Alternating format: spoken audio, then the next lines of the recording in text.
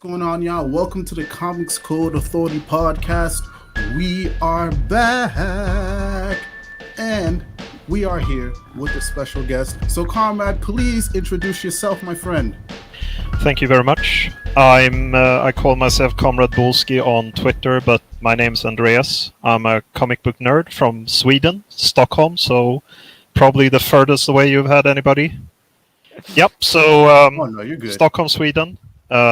The polar north. What do you call it? The frozen north. Yes, the frozen north. Exactly. And I've been doing little Twitter things about comics for a while now. I've just sort of embraced my nerdiness and started writing up stories about obscure comics and stuff, and people seem to be liking them. Yeah, you So- really made a splash. I mean, Steve, Busek, all the stars. Somehow I got a retweet from Tom Brevoort or whatever his name is, and then suddenly I had like 3,000 followers in a weekend. I was like, okay. Send those Yeah. our way, please. Yes, I Yeah, will we try. need them. So after this, I'm definitely gonna plug you like relentlessly, like all the time. You get the fourth Beatle now. Yes, but I know Elvis since before this, way back actually. Like 5 or 6 um, years. Yeah, Jesus, it's been forever, and we've been talking about comics and dunking on comics ever since. I think. Yeah. And it's been a wild ride. I again, great work with the threads, and we've all enjoyed them. It's Thank you very much. I'm happy to be here. awesome. AJ and Elvis, please introduce yourselves, and also how are you guys doing? I know it's been a week since we met the last time. Oh well, I'm great. Obviously, I'm Elvis. I host my own channel, Unsourcewall Radio, where I do a bunch of like mini reviews, mini kind of retrospectives and unboxings. And we just came out with another episode where I talk about Eternals, and I'll be explaining more about that this episode. So that'd be really fun.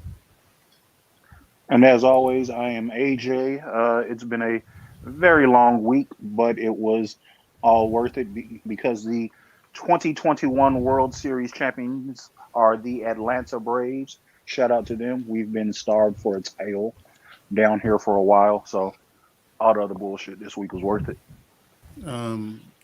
Fuck y'all. Red Sox should have won. Red Sox should have won the World Series. Fuck y'all. I mean, I don't even like sports. I'm just gonna say this because I'm from Boston, so I'm definitely a little bitter. Polar Boston, I But- hear. Yeah, polar Boston. Man, fuck y'all. But anyways, so gonna start off with a little warm-up question, y'all. A little warm-up question. Something Awesome. like need y'all to roll with me here. And depending on your answers, I may kick you out the stream. Depending on the answer. Nice. All Alright, right. so, Goodbye. fellas. So fellas, who was your first live action comic book boo? Your first crush? The first one that made you pee pee or your vajayjay go wet or go hard? Who's the first one? First, okay, I'm gonna take it because this is an obvious one. I don't know anyone my age range wouldn't answer this way, but clearly Chloe Sullivan on Smallville. Hmm. I mean, she might be crazy and a complete monster in real life, but I don't know. I'll go next. Okay. I'll keep it with the Smallville theme, like Elvis. Not the Psycho though. Kristen Krug, who Standard, I was respect Miss it. Lana Lang. Yeah, Yeah. I'm gonna reveal my age here. So for me, it was Michelle Pfeiffer in Batman Returns, 1992, I think. That's a Ooh. classic. Yeah. One. that's pretty good. Yeah, she's fantastic in that role. She did all of that whip stuff herself. Yeah, it's She great. she just learned how to do it. So how can you not love her? I mean, I think that it's gotta be really that impressive to do. I think that Anthony Hopkins also learned how to do whip tricks for when he played Zorro in the Mask of Zorro. So like, it's always it's always something you can tell. Pacha. Sure. Gonna take a little more modern. I ain't gonna hold you. This is gonna be from Arrow. I already know. Just cue the size, cue the roll. What the fuck? All right. Let's, If you mention Felicity Smoke, I swear to God. yo, I ain't gonna hold you, bro. Felicity Smoke. Why you hating? God damn it, man. Why you hating? The first time I saw her, I fell in love. I Mm. fell in love. She listen, she got that cute little nerdy vibe going with her. Ooh, that hair. Ooh, the glasses. Ooh, Lord of mercy. Lord of mercy. Lord of mercy. Lord have mercy. That was my more recent boo thing. But of course, over time, it went from Katie Cassidy, obviously, Laurel. And then more recently, I ain't gonna lie, seeing Angelina Jolie in that, Is there Eternal anyone you don't suit, have a I don't know, crush got on? me. You whore. No, actually, no, no, If I knew it was gonna be like a no. top 10, I would have listened more than a sex criminal. Oh, but y'all had, but thank you guys for indulging me in that little warm up. So y'all, let's just jump right in. Yo, comics that we read this week. So whoever wants to start, definitely go ahead. I know this for me specifically, this was a short week, but pretty sure you guys have probably read some more. So whoever wants to go first. Didn't you know that comics like ended 2 years ago when when Cyberfrog came out? Oh my God.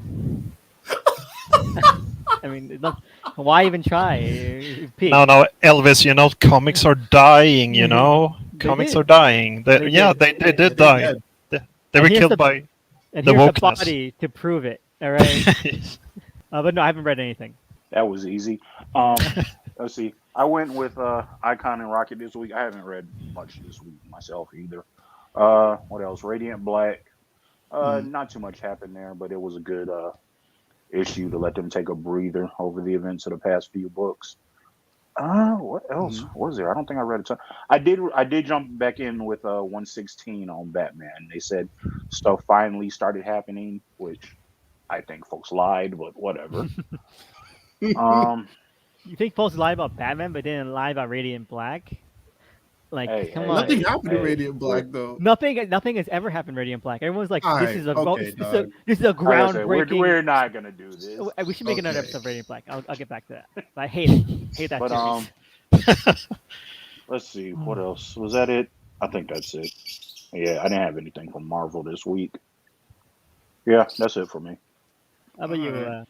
Oh, I did not read any new issues this week. It's been busy, but I did. Oh, what I did read was, just like you, Elvis, I read Eternal Max. Eternal Max, the best Max comic of all time. Yeah, exactly. No, Move but over, Punisher. I sat down and I read some Eternals comics just for this appearance, and I highly regret it. I deeply, Yeah. deeply regret it with all my soul. We'll get to that. We'll get to that. We'll get there. All Um, right. yeah. As for me, I didn't read much. I did read Static, which is weird because for some strange reason, like there's some places that are listing Static as it is coming out this week, and then there's some others that's not. I'm pretty sure that has a lot to do with the recent delays. Paper delay. Yeah. Yeah, paper delay. There's a paper shortage. But I read that. I read the Batman Superman Authority special, which was fun.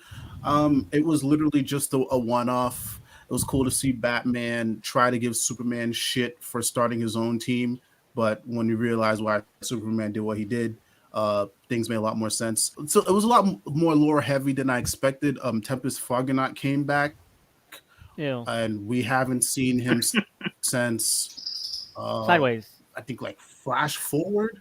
Oh yeah, Oh that. yeah, he was in Sideways and then Flash Forward as well. So they brought him back. He got captured, but overall, this was just kind of a setup for something that may happen in the future. I don't know, but it was still fun. I guess it was more for people who wanted to see the Authority in real time and real action and main continuity, and they probably did not want to read anything that's happening in action comics right now. So I think this was more for them. But after that, it was Radiant Black. That was it. Same thing as AJ. There was nothing really happening there. Just a pretty standard issue, I guess, where they just dealt with the aftermath of something that happened in the previous issues. So issue 10 is supposed to be a pretty big one. I know they're printing it with some different type of paper, and you will only be able to get that issue once it runs out of press. That's it. You're never going to find it again. So Yeah. Okay. yeah. So I'm excited for that. I enjoy Radiant Black. It's fun. It's a nice little distraction away from all the other shit that's happening at DC and Marvel. But yeah, that's about it for me and comics this week. And I guess as for comics in general, I guess we can move right in to the second topic. Batman 118 is coming out. Joshua Williamson is going to be writing, and Dropped. I mean, I would have to read Batman to whatever. So that's dropped because it's Joshua Williamson writing, and Jorge Molinam is going to be doing the art. I'm gonna be honest. I'm hype is very low. I know this is surprising because I've been on this podcast praising Joshua Williamson, but hype is very low, and a lot of that has to do with just my experience with the Batman books since I jumped on. 2016, it was King. I enjoyed King's run up until 50. Then that just went in just some weird directions. And then I got back on with Tynan. And then Tynan just happened to be super underwhelming. And it's kind of like that same pattern of I get hype, I jump into this run, it starts off well. And then there's just some fuck shit that happens, whether it's editorial or just some weird creative decisions, and I end up dropping the book. I love Williamson, but I'm burnt out on just that roller coaster with Batman. But it looks great though. Like the art looks great. The preview pages that we got, they look amazing. But it's the same thing that happened when I hopped on again with Tynan. And if it's good, then I'll read it in trade. But if it's bad, then at least I didn't spend any money on it. But I know Elvis, you're not really big on the Batman stuff. I don't know about you, Comrade. I don't keep up like I keep up through Twitter. It's too much. There's too much Batman stuff. I can't keep up anymore. Yeah. I greatly enjoyed. I haven't read all of it, but I enjoyed Williamson on The Flash. Oh my God, Comrade, it's over. I gotta call you now. I think that's one of the all-time worst Flash runs. Yeah, I thought it was fine, and also he wrote the all-time classic Voodoo for New 52. That was bad. like 8 issues or something like that. Yeah. I think. Yeah, no, but he's fine. But I can't keep up with Batman. I'll be honest. Again, I don't hate Williamson, but like as much as I joke around about it, but I do dislike that Flash run like so much. But yeah, Firefly. What about you, AJ? Any thoughts on Batman 118? I'll check it out. I guess I just picked the wrong time to jump back on with Batman. I should have waited until Tynan was out the door and started fresh with Williamson. Because this week, it just reminded me of, hey, it's more of the same stuff I haven't been liking for the past year and some change. The preview pages look, art's competent, so it looks good. We'll see what happens when where he takes his story. I could have done without another new OC as soon as the book is jumping off, but I can't blame him too much for that. He wants to get in on some of that cash train that Tynan's been getting on, so I get it. I just think Williamson is honestly going to stretch himself too thin. He's doing so many books at DC right now. I don't know how he's going to fit it all in, and something somewhere has to suffer eventually. I talk about this a bit with George Shannon. Elvis, our old comrade. Yeah. We talk about the Curse of Batman. Mm-hmm. There are some franchises in comics that can burn out the best writer and the best artist. There's the X-Men, there's Batman, and there's Spider-Man. And if you accept any of those titles, just be ready. You may drive yourself to an early grave, basically. So we'll see. I remember you and him talking about this a while back. I'm not quite sure which one of you said it, but one of you brought up this point where like Batman's one of those titles where if you're like a rising star in comics and everyone's kind of following you, you might just be like in like the big two or at least make a breakthrough for like a year or so, and then you're suddenly given one of the biggest books of all fucking time, and it's a Yeah. recipe for failure. Yeah, I think that was Judge who said that. But yeah, it's such a Damocles sword over your head. You know, you have this fandom that's so aggressive and like always looking out for exactly every little thing you're gonna do. And yeah, I'm just thinking back to Nick Spencer's recently concluded Spider-Man stuff. You know, Oh. Spencer was like pretty much a darling with everybody when he was just doing these little titles. You know, on the side he was doing like Ant-Man and stuff like that. That you know people read it and they enjoy it if they like it. But then he did Spider-Man and suddenly everybody was like after his head, basically. I don't know. It was the Captain America stuff that really set the flame up because he had so much like again, I'm not going to defend most of the writing in that because I think Secret Empire was just bad in general, but he again, it's one of those things where like he wanted to have like this really big like philosophical Yeah. like book, and he did not know how to write that anyway interestingly or deftly. It also felt like it went on forever, that run. Yeah, I know it wasn't that long, but it felt like it just lasted forever. It did. It really did. Yeah, it's a shame. Yeah, no, I totally agree. And I mentioned it with AJ in one of like our hiatus episodes, where Batman is a title where editorial will not let you just do what you want. They will for a little bit. They'll give you a little bit of leeway. But then once the fans start complaining, and especially if the numbers start to dip, then editorial will come in and it's just going to be a war. And we've seen that story twice now. Same for it's happened with King. And then now Tynan is starting to be more vocal about it. If you go to a Substack, apparently like a month or two ago, he started dishing out details about what exactly happened. Like supposedly he wanted to kill the Joker at the end of Joker War, but editorial said no. And then there's a bunch of other story directions he wanted to take, and editorial was just like no. So which is why the run has been fucking mid for like a year, no, almost 2 years now. So yeah, and also too, I do agree with what you said about X-Men. We're seeing it now with Jonathan Hickman. Like everything that happened there, this was supposed to be the brand new It thing. The brand new It thing died quickly. Inferno is a mess. It's a and I think honestly, I think Hickman isn't like the best at writing endings to begin with. No, like I don't think he's ever been a good finisher for his stuff.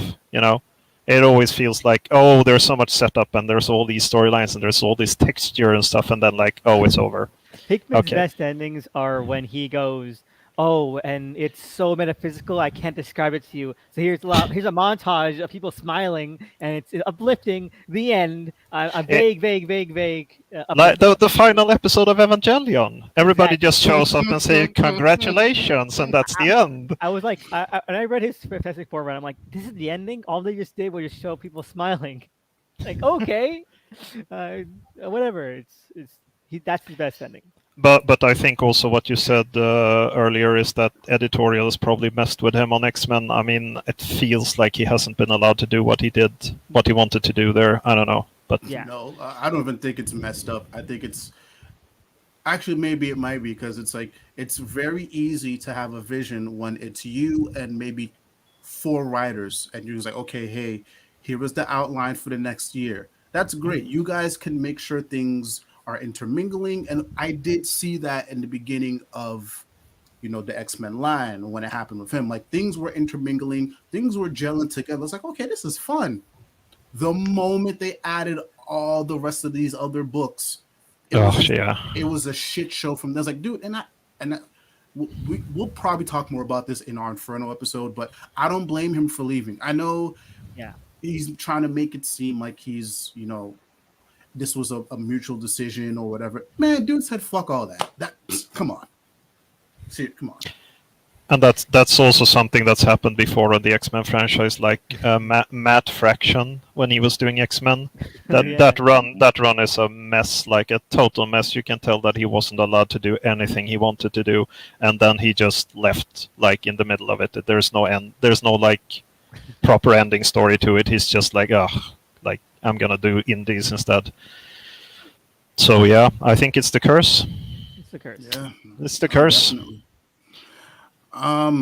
We don't have to stay too long on this, but I figured it was worth mentioning. And quite honestly, I didn't even know this was a thing until I checked the timeline. So Roy Harper's actually making his first appearance back in the mainline continuity. Yes, Infinite Frontier happened, but this is going to be him reintroducing himself to everybody. It's like, hey, I'm not dead anymore. So that's going to be happening in Teen Titans 8 and 9. And I think that's a weird book to do it in. I'm gonna be honest, but at the same time, he was a Titan. Maybe it's just me. I'm just being biased. I don't like Teen Titans Academy. I think the premise fucking sucks.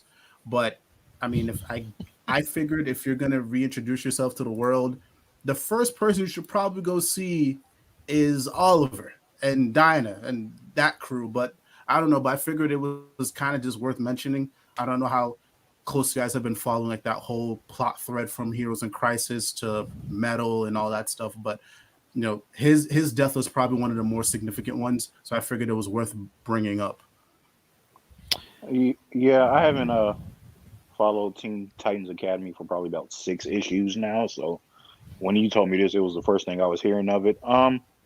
Like you, I think it's a weird place for Roy to announce his return to the greater DC universe, but I don't know if I would have preferred it with Dinah and Ollie either, because Bendis is writing Dinah and Ollie right now, and that's Oh no! Shit, So, I forgot. Yeah. Talk about wasting potential with that entire run. But I guess Roy is he's never someone I've been super attached to, but I'm glad his fans are, going to get some moments between him and Wally back. You had the stuff in Metal, but he was still technically dead then, so I don't know if it was really any true resolution, as you could call it. So hopefully they'll get that here. But and his daughter is alive again, also in like a really strange place. So, Yes. like, are they actually gonna meet? Like, are we gonna acknowledge this at any point? Maybe, I don't know. It's gonna be He's looking Wolverine better. coming back from the dead all over again. He and Laura meet until one day they're just on the same panel again. Like, okay. Pretty much, yeah. I feel like that because she also came back in like a really strange anticlimactic way that nobody really knew about until somebody found it and posted it on Twitter, and people were like, "Oh, it's weird." Yeah. Yep. I can see the same thing happening.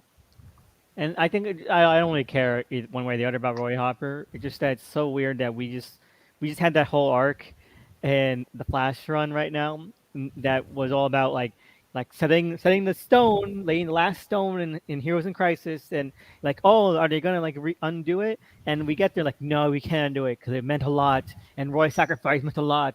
So we're gonna give Roy one last hurrah. Everyone else gets to die, but Roy gets to have one last goodbye before he has to like make sure the timeline doesn't ruin itself by surviving. And now he's alive again. What the fuck was that all about then? I mean, Why is everyone else still dead? Well, here's up. Hold on. Well, here's the thing. Supposedly, I don't know if this is gonna gel or how much follow up there's gonna be.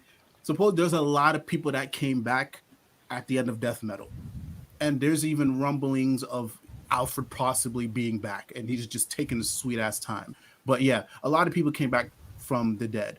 Characters that were taken out of New 52 are all coming back too. So pretty much Death Metal was kind of like a hard reset, but they're going to be taking their time with bringing these characters back. And obviously Roy's death was, again, more significant, so they're obviously going to go with that first. I think that's about it for the comic news. Finally, the main event. Guys, All This was right. a big week for the movies. It was. Oh Oh, Let's all get some snacks. let's get to. All right, yo. So first things up, we got a brand new Morbius trailer. Brand new Morbius trailer. So I ain't gonna lie to y'all. I ain't gonna lie to y'all. I got the same vibes that I was getting when I first saw the Venom trailer, Yeah. especially the brand new one. Absolutely, 100%. I've said So this before, but I think that Sony is doing a great job in recapturing the feel of all the early 2000s comic movies, where they're so simple and stripped down, and they just want to be about the one character, and it's so refreshing in this in this wasteland of everything need to be connected. Like just like, oh, it's a Morbius movie, whatever. Let's mash together like two or three arcs and then let it run. And it's schlocky, like it's Yeah, 2000 schlock, you know. it's Daredevil, Punisher, Slock. Yeah, Blade. I mean, the Blade's the movie that always comes back to me when I see these things because I mean that worked back then, so why not? Oh yeah, that worked. I'm talking more about the one that worked less. That's why I mean, Yeah, Daredevil. yeah. Like Irish Bullseye is the classic. Colin Farrell. That fight in the playground or whatever it is in the Daredevil when they're on swings or jeez, that's not the best scene in the world, but yeah. Wake me up inside, Comrade. Wake me up Wake inside. listen, Oh, Daredevil is a 10 out of 10 movie. All It right, is. 10 out It of is 10. better than the TV show. All right, bro. All right, and you. All right, we're not doing this. We're We're not doing, doing this. of course. No. When I was a little boy, I was annoying and I talk like this. But anyway, let's go on. Morbius trailer, I thought it was great.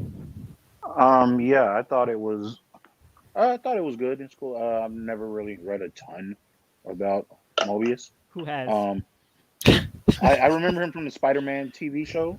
yes, Everyone and that's does. yes. about the main introduction I've had to him. With they wouldn't let him have suck people's blood from the neck, so he had to go after their plasma, and he had to have bloodsuckers in his hands. So It's creepier. hopefully we get a Which made him post-credit scene. so much creepier. That was Yes. terrifying Thank with you. those Ah. fucking suckers. Like that was the worst thing ever. He did like little kissing sounds. Yeah, yeah. Ugh. So that's my history with Morbius. Hey, trailer looks fine, looks simple. Like Elvis said, not something that has to be connected to 30 other movies. So But it could be tries. fun. It tries. Yeah, I don't think there's much But to add. guys, Yeah. I am Venom. Oh yeah, I don't understand. Okay, we went through this with Venom before, so I don't know why people are like seeing this trailer, seeing how just so like streamlined it is, and they're saying like, oh, this looks like shit. This looks so bad. Like you guys said the thing about Venom. Venom turned out to be really entertaining. So why are we not giving this the same benefit of the doubt? You know, I mean, Because it's a Marvel movie, not from the MCU. So of course, but we saw how that worked out. yeah, Yeah, exactly. So of course it has to be garbage in the mind of the masses. Exactly. I really think this is just Sony. Oh no, sorry. Go ahead. No, I was just gonna say, and I think there's also some residual like hate against Jared Leto as well because, I mean, That's he wasn't exactly the best Joker ever, so to speak. And I think he did he like run a cult for a little bit in 2019. Yeah, I think he still does. Like Yeah, like he get out in the desert and Yeah, Yeah, it's I like think this he does. commune. yeah. I think Jared Leto's Joker is better than Heath Ledger's by a milestone. I don't So believe I so. don't get the hate there. I think that that Jared Leto's Joker just needs a chance. I think that I don't think that the Ayer cut will be any good. Honestly, I think it'll be more interesting. I don't think it'll be any good, but I think that if nothing else, I think Jared Leto probably has a really good Joker in that cut. Mainly off the strength of all the cutscenes that we know of from Harley Quinn. Because if you take it to the context that they really like mangled and deleted a lot of Harley Quinn scenes in the Suicide Squad, the first one, then you see how fucking much Margot Robbie is acting her ass off, and I have to believe that Joker was at least matching that strength. So I want to see it just for him, but I think it's gonna be bad anyway. I was gonna just saying, I don't know if you'd ever get it just off the strength of. So hey, we see his performance in Air Cut, and what if it turns out to be kind of good? That's going to throw a monkey wrench into the Joker sequel they're doing. It's going to once again bring out all of the worst aspects of the Snyder fandom and the Ayer fandom, asking to, you know, restore Leto and whatever. And we're moving past all this, guys. Yeah, Snyder cut, one and done, never happening again. Well, okay, but let's get back more on topic. What I liked about the Morbius trailer, and I mentioned this before we start recording, I think that it's surprisingly very faithful because I was reading the first 2-issue introduction of the Morbius character in the Spider-Man comics. I think Amazing Spider-Man number 101 and 102, and like there's a scene in the trailer. It's been in all the trailers so far where like he's being chased on like a steamship by guys with guns and all that kind of stuff. Like, hey, that's straight out of the comic. I mean, the comic itself was lifting that from like Dracula. That's like the big scene in Dracula where Dracula kills all the people on the ship and he arrives on a ghost ship. But like I think that's really cool. I haven't read much of Morbius. I read a couple of Tomb of Dracula and Cold Blade where he like kind of crosses over with them. And so I thought that when I saw that in the trailer, whenever they came out like a year ago, the first trailer, I'm like, oh, that's a Dracula nod. And like, oh no, it's a nod to the nod, and that's really fun.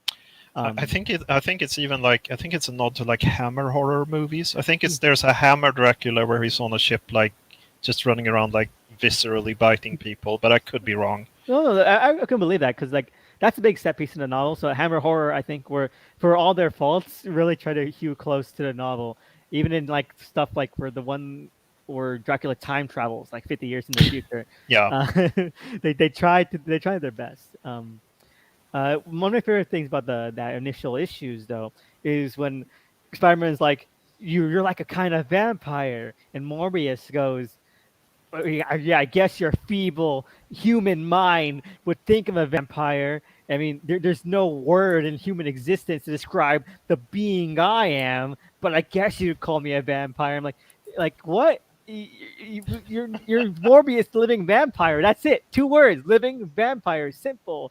Well, you're not like insanely like I can't comprehend this guy with white skin and fangs and in blood. There's no words, right? I thought that was really funny. I mean, maybe he was just like really thinking of like the Comics Code Authority, when you couldn't call something a vampire, and he was like, no, I just suck people's blood, but I'm not a vampire. Wait, you couldn't call things vampires? No. So here's the thing with the Comics Code Authority, right?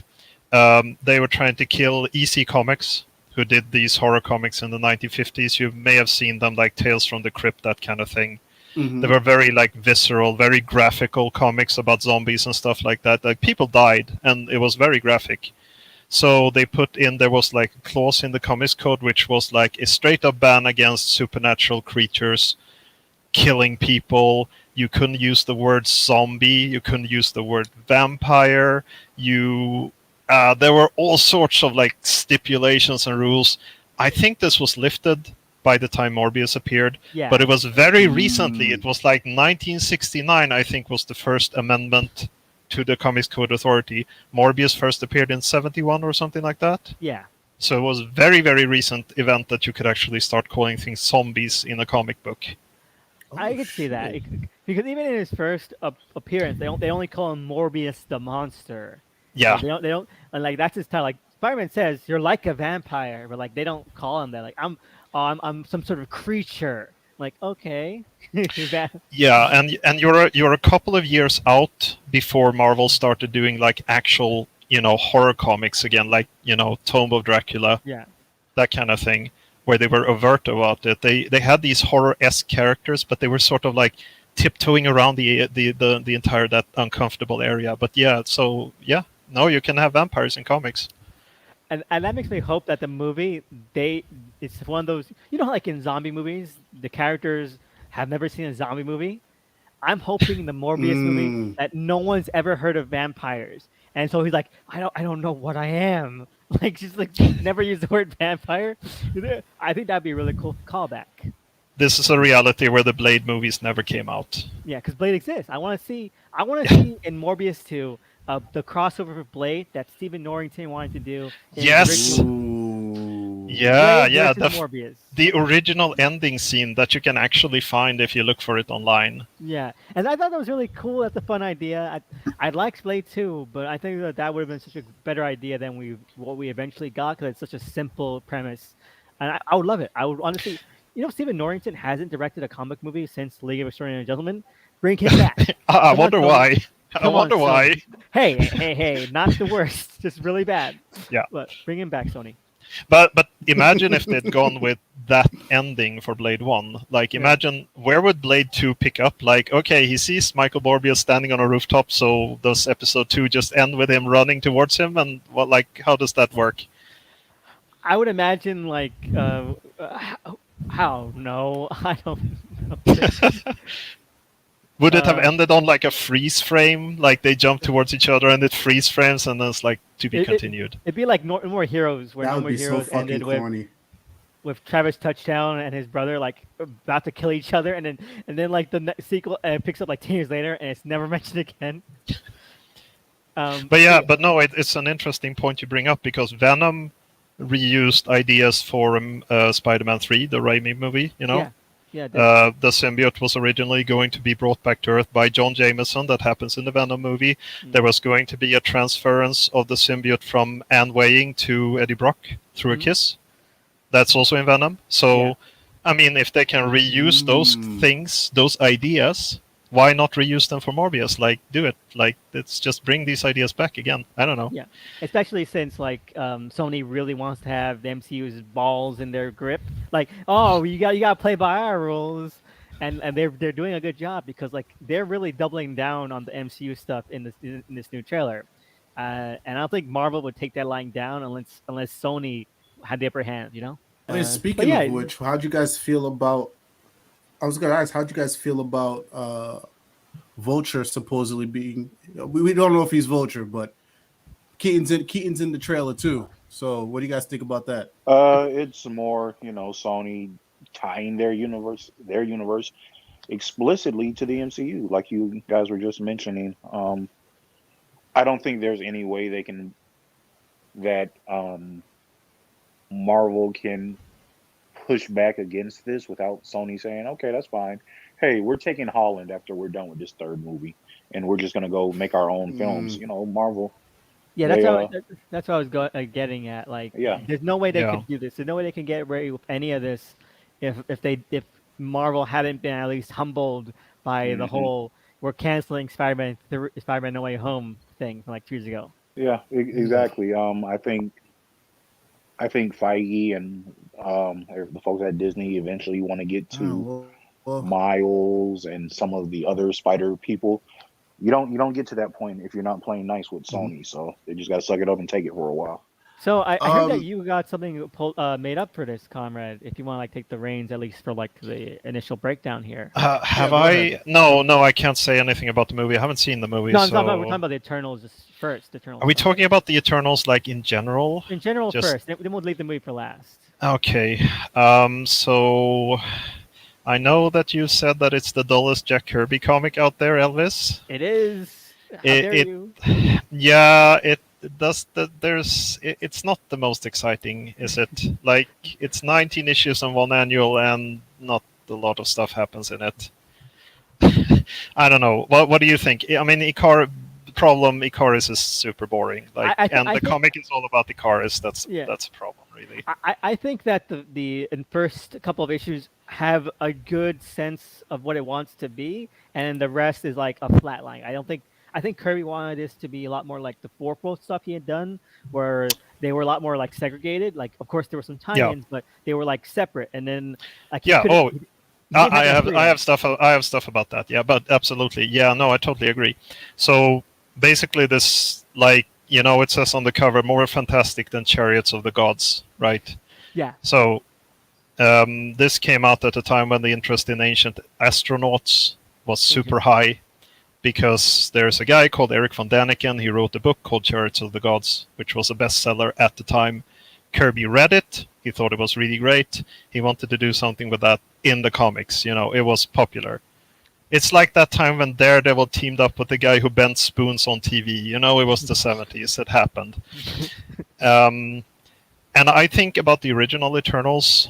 I think all of the stuff with the Celestials is amazing. I love every scene with the Celestials in it. It's so good. Yeah. They're imposing, and you don't understand anything about their motivations. They're just really alien. Yeah. They don't talk. They don't communicate.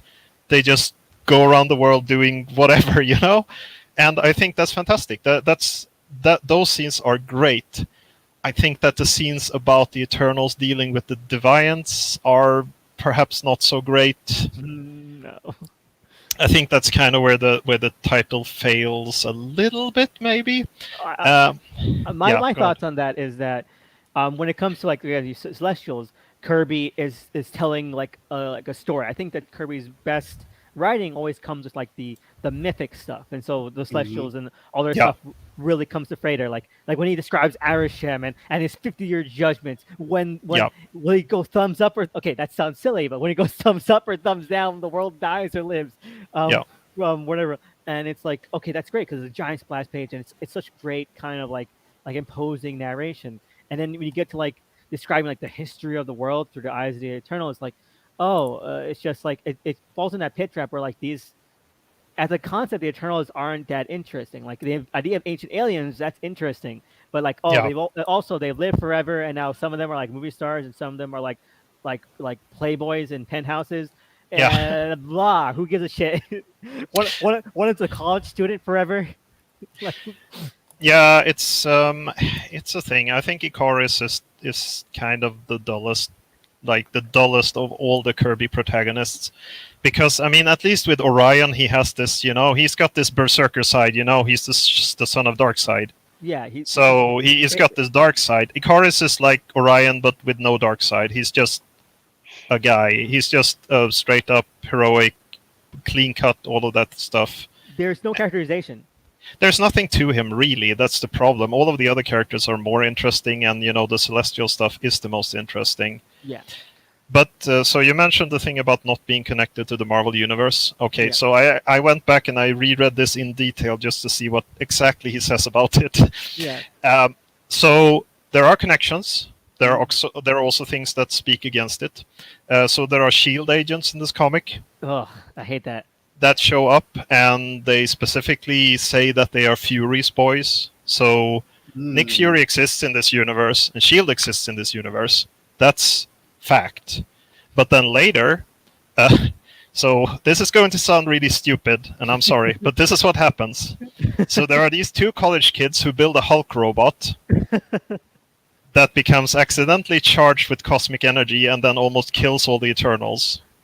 This is 3 issues or something like that. Yeah, oh god, this series sucks so much. That's a filler arc.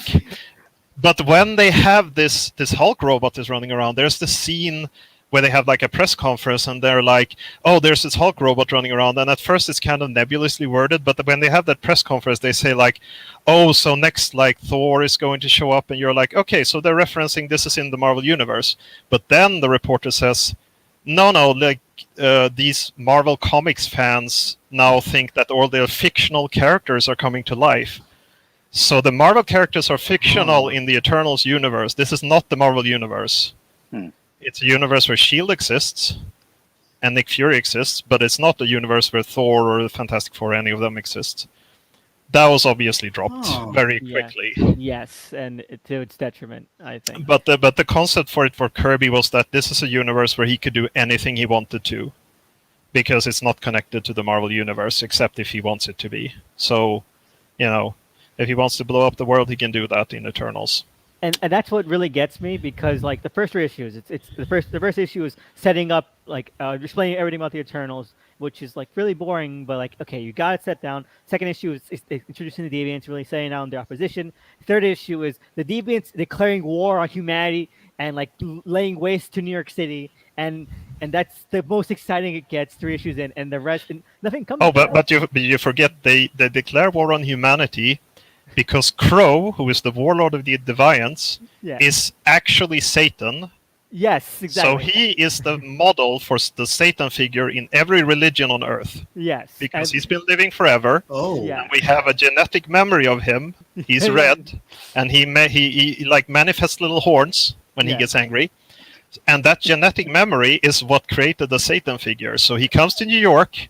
He comes to New York as Satan, and he's like, "I'm Satan. I've returned from space." No joke. He says this. And now I'm going to destroy humanity. And he's like, "Oh yeah, humans are all going to be paralyzed by fear because they're superstitious." That's hilarious, and it's also fantastic. Nothing comes of it, but it's a fantastic idea. It's hilarious. And I'm like, how do you go 19 issues of not building that up? I'm like, and that's what really gets me because like it is a great concept. You have like it reminds me of like the paranoid pill kind of stuff, the fear ray of the New God stuff. And I'm like, okay, yes, I love it. Kirby can do like insane like mob like mania scenes. I think that he's really great at doing that. But then we have again then we get like intercut stuff like Cersei's like this waspy heiress who's living in a Cersei and Margot Damien are hanging out, and then there are some deviants come into their penthouse, and it's nothing. There are so many side plots, but I was gonna say but that's funny. The thing about Crow being Satan, also fantastic. That's really good. So the thought of Kirby had was that the Eternals are the models for all of the gods that humans have ever had, right? Mm-hmm. So, Zeus is Zeus, Athena is Athena, obviously, etc., etc. And, Crow and the Deviants are the models for Satan and all of the demons and devils that we've ever had. Mm. Great idea. Yes. Doesn't do anything with it. Nothing happens with that at all. Except for the third issue, never picked up again, honestly. Yes. Cersei is the literal character from the Odyssey. She tells us this several times. They don't do anything with that at all. And it's ridiculous because if Icarus is Icarus, then why isn't he dead? He's also the dove that guided Noah's Ark. I hated that. I read that yesterday. I'm like, oh my god, it makes no sense. Did you not see this before? Oh, it's fantastic. So the biblical flood really happened, and Icarus led the ark to safety, and everybody thought he was a bird. Yeah. Why did they think? Yeah, this tall, blonde Aryan man in red and blue tights they thought was a bird. Oh my god, it's insane. I don't know why. I hate to love this series so much. But yeah, as we go, okay. So, but like, what else are your thoughts on Kirby's Eternal before we kind of move on? Like, what else do you have to say about it? It's it's meandering. There's. I think that the idea of having a 50-year judgment was never going to work out in any way because, Kirby's not going to do this title for 50 years. And if he does a time skip, then why is he spending so much time on, if he could have done time skips in the story. Yeah. That could have maybe made it interesting if, each issue was, 10 years apart. Yes. And that's something that another Eternals comic does that I had to give it credit for. Oh, no. Oh, no. I'm going to give it some points when we get to it. Yeah. I have a question. Yep, go ahead. How long did each Eternals run last till? How many issues? The Kirby run lasted for 19 issues and one annual. It's 20 issues, one is extra long. It doesn't end in any way. The final arc is about the Dreaming Celestial, who you may have heard of in other places. Yeah. So there's this Celestial that rebelled against the other Celestials, and they killed him or put him to sleep, depending on which version you look. And the final story is just a Druig. How the hell do you pronounce his name? Druig. Druig. He's in the movie. Yes. He's very evil in the comic, extremely evil in the comic. And he looks for this weapon that can kill a Celestial, and then the comic just ends. Yeah. It might have been picked up in an Avengers arc, right? Yeah, so that ended in 76 or 77, somewhere around there. Kirby left, he never picked up on this again. Following that, they resolved this. So after this, Roy Thomas, who does these kind of things, he picked up on the Eternal story, in Thor, and he brought all the characters back. He had Thor meet the Eternals. So this is the point where the Eternals jumped into the Marvel Universe, right? Because before they were just existing in this nebulous space. So Thor meets the Eternals, and he starts messing around. He learns that Arishem is going to judge humanity, and he's like, "Oh shit! Like, this is a bad thing. Like, what if it's a thumbs down?" And that all sort of leads to this big battle where all the Asgardians and all the Eternals fight the Celestials, which is stupid. It's better than the rest we'll be getting. I'll give it that. Yes, it's a very long arc in Thor. It's like 12 issues or something like that. So it goes like all the way up to the early 80s, I think. It ends in Thor 300. And it ends with the Celestials giving the thumbs up and leaving Earth. Well, basically what happens is that humanity kind of proves itself to be tenacious in the face of extinction and, that kind of thing. And that's pretty much what happens. So it was resolved outside of Kirby's influence entirely. Unlike the New Gods, which got its own finale. Yeah. Yeah. After that, there was some other cameo appearances. There's like an Iron Man annual in which Iron Man saves the Eternals. It's Rhodey in this case. So, It's interesting. that story is super ridiculous, but I'm not going to go into detail with it. Read it at some point. It's Iron Man Annual 6. It's totally fucking batshit insane. You heard us, listeners. Get caught up on your lore. Read this. But basically, so sort of what happens through all of these cameo appearances and such is that most of the Eternals end up leaving Earth. They form the Unimind, and they leave Earth because they're like, oh, our job here is done. Like, doo-doo, bye. And, the core cast of Eternals stay on Earth. Ikaris, Athena, Cersei, the ones that get names. And then Marvel did an Eternals Volume 2 in the 1980s. And have you read that one, Elvis? Oh, which one? Who did that one? That's the one by Peter B. Gillis. No, I didn't, because I'd never even heard of that. It is garbage.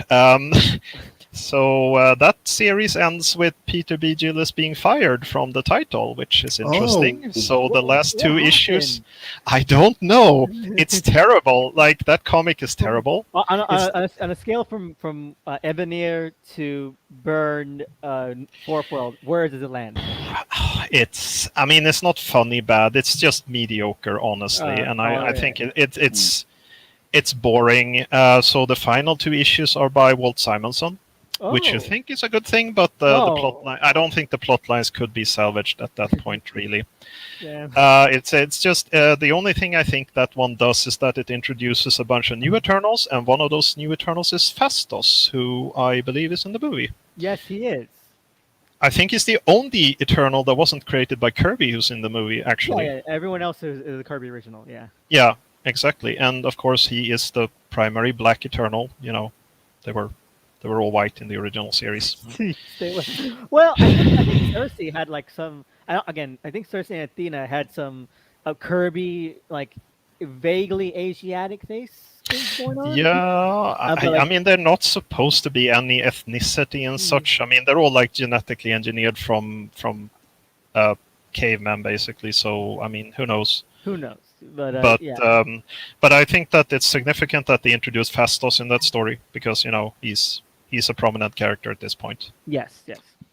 And the other thing that they did in that series was reveal that Crow and Athena had kids together, and those two have been retconned out so fucking hard you will never find them again. Like they are gone. Like the Spider Twins.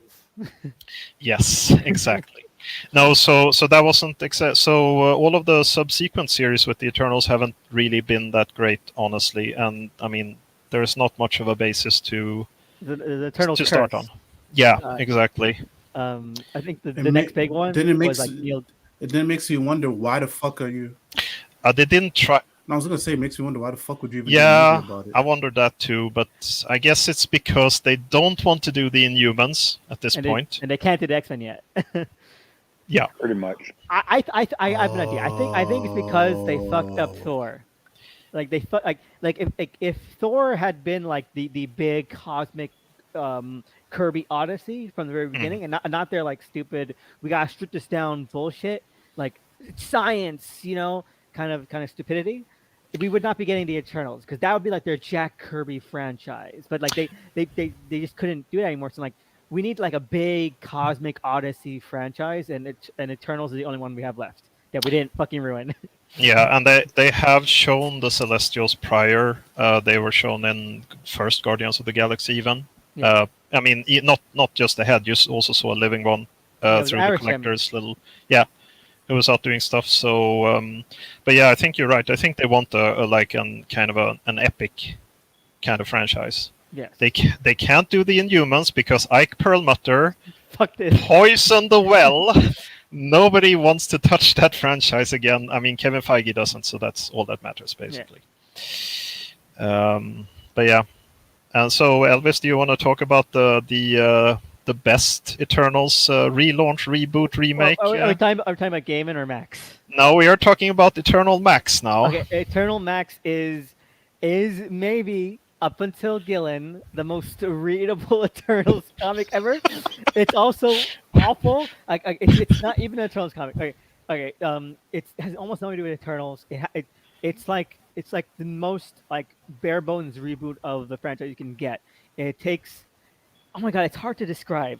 There are no recognizable characters in it. There are no characters from the other franchises. Well, there's one, and I think that he's great. Okay. Let me describe what the Eternals Max is. It's a prequel in name to the entire Eternals franchise that deals with the first Eternals on Earth and how it's going to reveal the secret true origin of the Eternals. Okay, the way Eternals in the comics were originally set up is that the Celestials came down, they took cavemen, and they made 3 different types of people out of cavemen. They made deviants, which were monsters. They made normal human beings, which are us, and they made Eternals that are immortal, godlike beings. But then the Eternals Max has the idea set up where like that's a lie. This is what really happened, and it's Adam and Eve. It's literally Adam and Eve with like gore and sex and violence and science and sci-fi. But it's Adam and Eve. That's it. It's so. First off, it's not Eternals Max, it's Eternal Max. There's no S to it. I don't know why. I like calling it Eternals Max because it's so much simpler. Why wouldn't you call it that? I don't know. But it's by Chuck Austen, Ooh. the best X-Men writer of all time. Like the one who he also did U.S. War Machine, which is probably one of the worst comics books I've ever looked at. I don't know. Have you read U.S. War Machine 2.0? Yeah, that's the one I'm thinking of actually with the computer art. And the art is by Kev Walker, who is like a really, really good artist. Actually, the art is really good. I think is really good in this series. The story is bullshit, like total shit. Yeah, even if it wasn't like needlessly gory and sexualized, like you have the one of the villains of the Eternal Max is like he's having sex with one of the cavemen. Because like these just animals made for pleasure. Like that's a real fucking line. Wait, what? Yeah, I think we have to set the scene for this. So this series starts the first issue. The Eternals, who are these godlike people, so the Celestials killed all of their women. Yes. Because they rebelled in some unspecified way. Now they're on Earth. They're going to do some kind of celestial plan or other. There are varying accounts in the series about what this actually means. It doesn't matter. Mining energy core. Yes, they have a pyramid that shoots energy. They have a sky beam, like in a 2000s Fantastic Four movie. Yeah. So the first issue, it starts with these Eternals. They go down, they pick out some like ape men, and they are literally like, we're talking about like not even cave people. We're talking about like, halfway between chimp and human. Yeah, like earlier. And they put them in a genetic recombobulator, which very graphically, like disgustingly, rebuilds one into a sexy woman. Yo. And the purpose of this is that they want these sexy monkey women to fuck. Yes. That is literally the purpose. They do not serve any other purpose. Whoa. They're only men Eternals, and they are very horny because they don't have any women. They go down and pick up monkeys, and they evolve them. Let me defend the Eternal Max. Okay, so that's not the plan. The plan is to turn the male cavemen into slaves. Yes. Yes. all right, to build the pyramid and also the Sphinx, because I think they need to invent like their first Egyptians. Yeah, They build it. they mention it. They're like, oh yeah, these stupid humans are building a statue to us, and they make it like a lion, It's a Sphinx, yeah. and it's a sphinx. But it's only by coincidence that the first one they picked out, which you couldn't recognize as a female chimpanzee woman, it becomes a sexy woman. And so they're like, wait a minute, men slaves, we can use a woman to fuck. This solves all our problems. But let's be very specific here. They're only allowed to fuck them. They're not allowed to love them. Yes. This is a plot point. They're not allowed to have like any kind of emotional attachment to these women. Or else they might get God angry. Yes, they might get God angry. They might come down and kill. Fly, dog? What? It's They let this shit this, fly? yeah. So Back it in was the a day? max title, which means that it didn't have a rating. It was rated R. This is where they published, Garth and his Punisher and all of that stuff. But this is extreme even for Max. Like this is probably the most graphic Max title I've read, at least. Yes, because let me go back to what I was initially saying. Was that so all the Eternal men, because they're all men, get women girlfriends. So most of them are like treating them as girlfriends. Now there are some that like have like harems, whatever. But most of them treat them as girlfriends. Those are the ones we see. But the villain of the Eternal Max mini, who is literally the snake in the Garden of Eden, like that's him. God, They call him the Snake several times, and even though he looks like a regular Eternal, they call him the Snake for some reason. He has hardcore BDSM sex, but not just that. He's like, what? But not just that. Because he has one line like issue 2 or something where he's like, "Oh, they're so much easier to have sex with if you cut open the hole a bit more." And he has a knife in his hand. Yeah. So this is the level we're playing. Also, so the hero of the piece, he makes his monkey woman, the one from the first issue. He gives her like intelligence using a machine called the Apple. The Apple, yeah, because it's Adam and Eve. Get it? Like it's like the Bible. But yeah, so which is a sin. So he makes her intelligent so that she can actually, give consent and actually talk. Not like the villain, Yeah, who just cuts people open. And that's a sin. So basically, and then that snake guy, he gets really angry, and there's a lot of graphic people exploding, like literally exploding into showers of gore, happens a lot. And nothing happens for 4 issues, and then let me finish. That's all that happens is more and more celestial men getting ape women girlfriends. That's the only thing that happens for like the first 4 issues. Yes.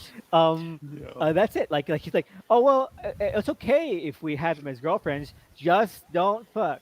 Oh, it's okay if we fuck them, but just don't get pregnant. Oh, it's okay if we get them pregnant, but just don't care about the babies. Okay, we have to save the babies, we have to rebel, and that's where the final issues kind of explode.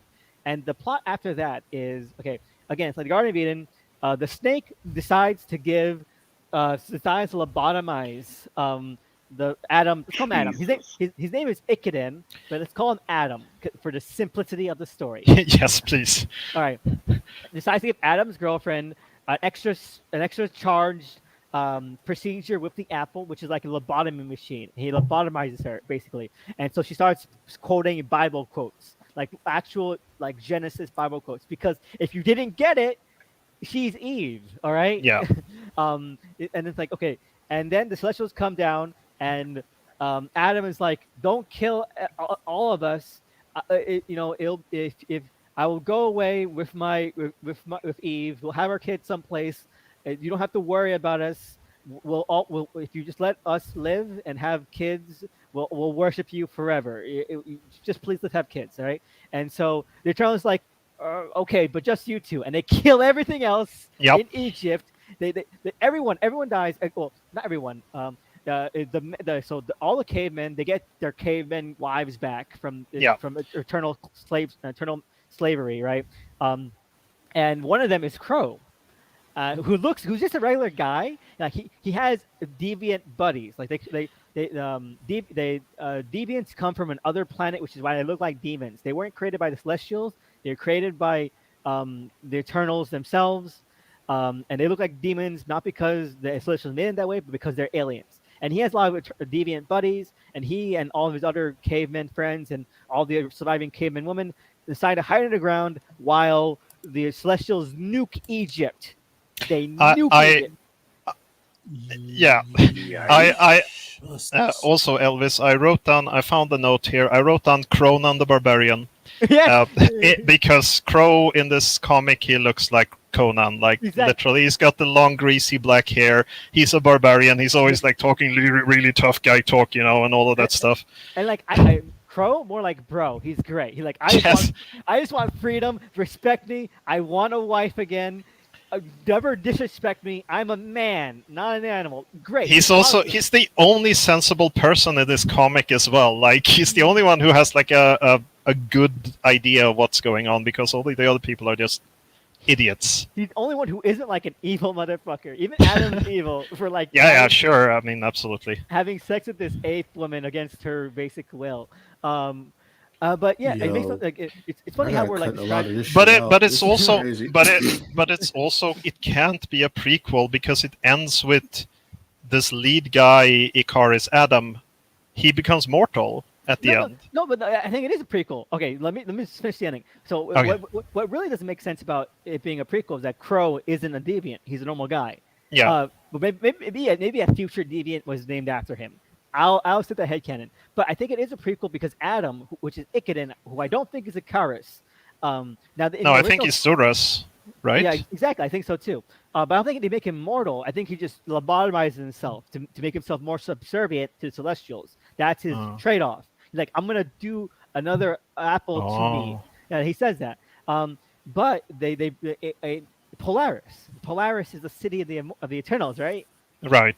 And at the end, the Eternals, they teleport him and Eve to the Arctic, which I think is where they are meant to like set up Polaris. Like, okay, that makes sense. But it's such a stupid fucking comic. Why does it exist? But it also doesn't. It doesn't make sense anyway, because we also know, and this was long established at this point, that wasn't the origin of the Eternals, because before that you had the Titanian Eternals who gave us Thanos. You can't just fucking retcon Thanos out of existence, I mean, I think we can for now. I mean, whatever. No, he shows up in Gillen's Eternals, all right. In like the the first issue or second issue? I was like, oh god. I was like, oh god, we're really just it's Thanos, like the villain's Thanos. All right, but overall, I enjoy the Eternal Max. Please read it. It's good. It's horrible. It's absolutely terrible. Please read it. I also wrote down final note about this series. The first issue ends with a pyramid ejaculating. Yes. All right, you know what? In that case, this is all right. You know what? Let's move on to this movie. No. We got 2 more. Let's just get 2 more out. 2 more out. Time out. No, go. It would be doing a service to listeners to not go through the Eternals lore properly. Next up, let's skip to Gaiman's miniseries. Right, so we're skipping out the Gaiman's miniseries. We have pretty much stripped out almost everything that was added to the Eternals since Kirby's series ended in this series. Gaiman's series is very much back to just the basic. Phastos doesn't even show up in this series. He comes back later in the follow-up series that was not by Gaiman, but in this one it's just the Kirby characters again, And Crow, I think, is in it. I've already forgotten this comic. Because it's so boring. It is probably the worst Neil Gaiman comic I've ever read. It is boring. It has Civil War stuff in it, which is like, oh my god, why is this in here? It tries too hard to be mythic without having... I think Gaiman can be folkloric. I don't think he can be mythic. So it establishes a couple of things about the Eternals. It establishes the Resurrection Chamber, which is now like a huge fucking deal in the new series, where basically if an Eternal die, they have like a spawn point in their city where they just respawn at full health again. It's so stupid. This is literally what happened. This is a video game. Yeah, so it starts with Icarus dies in like the first issue or second issue or something like that, and he just respawns in Polaria or Olympia or whatever it is, and he's like, oh, I'm back. And it also establishes that there's only 100 Eternals, which is also a thing in Gillen's run. There's a lot of stuff from Gaiman's run that's in Gillen's run. in this series, it's kind of a mystery. It turns out that Sprite, he's in the movie, but he's a she in the movie. He's really, really tired of being blue-balled. He's been so Sprite. Yes, so Sprite has been 11 years old for like a million years at this point. Oh man, Comrade, you're gonna love my breakdown of the movie. Yeah, but let me continue with this, because this is his villain plan, right? He's been blue-balled. No eternal woman wants to fuck him because he's 11 years old, and he has been so for a million years. So he just decides to destroy the Eternals forever. And he does so by manipulating the sleeping Celestial, so the evil Celestial that's rebelled and got imprisoned on Earth. And it just sort of rewrites the Eternals into regular humans, so they're running around amnesiacs. So it's exactly the same plot as J. Michael Straczynski's Thor run. It's also exactly the same plot as the Fifth World arc in Gaiman's Bat Epic. Correct. And the entire story is just the Eternals trying to... It's about Makari. Like, Makari is the focal character of this story. It's not about Ikaris, really. I think it's pronounced Makari. It's Makari, so Kirby spelled it with one K and two R's. Then it became two Ks and one R. I don't know why. Totally unimportant. But yeah, so Gaiman's Eternals, it's very slow, isn't it? Yes, it is unmemorable, it is tedious, and it is dull, which makes it the perfect sequel to Kirby's original. Can I spoiler the ending for it? Or I mean, do people want to read it themselves? Hell no. Doubtful. So Surus murders Sprite on a bus. Mm. That happens. He breaks his neck on a bus. That's the ending. It's the funny part of the ending. No, but yeah. Okay. Is there any more to talk about this? I just wrote down a couple of points, and it's the Unimind sucks. Because in every single appearance where the Unimind has been formed, it always fails, or it's just broken up. Like when they're fighting the Celestials in that Thor arc, the Celestials just sort of one-shot it, like literally just one panel, and they're just like, go away. And in this one, the Unimind just sort of fails again. It's useless. Right. And also, my final note on this is that Thena in the series looks exactly like Mercy from Overwatch, and I don't know why. All right. So I guess I'll take the reins of the last, like, big Eternals comic, which is the current one, the Gillen and Esad Ribic Eternals. I don't think you've read that yet, Bullski. I read the first issue. I saw Thanos showed up, and then I was like, "Oh my god, I'm not reading more of this." No, I'll read it at some point. All right, so I'm gonna make this quick, all right, because we need to get to the movie, okay? But I will say that outside of Eternals Max, it is probably the most readable Eternals comic ever written, because it is so unambitious. It is nothing. It is the most broad. It is the most like dumbed down Eternals comic you could ever have. All the other Eternals comics, even the Austin one, try to like be like, oh, we're like the Bible, we're like the mythology, we're doing something grand. This is like, no, this is like a fun team adventure comic with like quips and references to like 90s blockbusters and adventure movies and other TV shows. We're fun and like okay, that's fine. It's just I hate the fact that a lot of people are acting like this is like a grand epic comic. It's not. If you read the comic, it's like New Mutants. It's like Guardians of the Galaxy. It's just your basic, quippy, funny teen comic, and it's fine. I like it. I enjoy it. It's simple and it's airy. We should also probably mention that this comic comes off the back of Jason Aaron killing off all of the Eternals in like a couple of panels in Avengers. It's not even a story. It's just a couple of panels in an unrelated issue where he's like, okay, so this is fantastic. He's like, the Eternals found out why they were actually created and they all killed themselves. Spoiler alert. There's no secret here. He just leaves it at that, and the new series doesn't build on that at all. AJ mentioned that like a couple episodes ago. Isn't that like wasn't there supposed to be something about the third host that wasn't yeah, the whole point? Yep. Yeah, I think they fight the Celestials. Like the Avengers fight the Celestials in that stupid Avengers comic, don't they? And they were like, oh yeah, but the Eternals were like supposed to make humanity like susceptible to being eaten by the Celestials. I don't want to think about this anymore. Anyway, they do bring that up in the Gillen comic, but it's like it's just like hand waved away, like, oh yeah, Yes. that was just us before, and the entire comic itself is mainly about the Earth having a nervous breakdown, and it's played for laughs. Like we get like all the narration is the Earth talking, and it's like, oh, I'm a quirky Earth, I'm so quirky, I'm so fun. Oops, I need my coffee this morning. I'm the Earth, and it's like this is the thing people are saying is like the greatest comic of all time.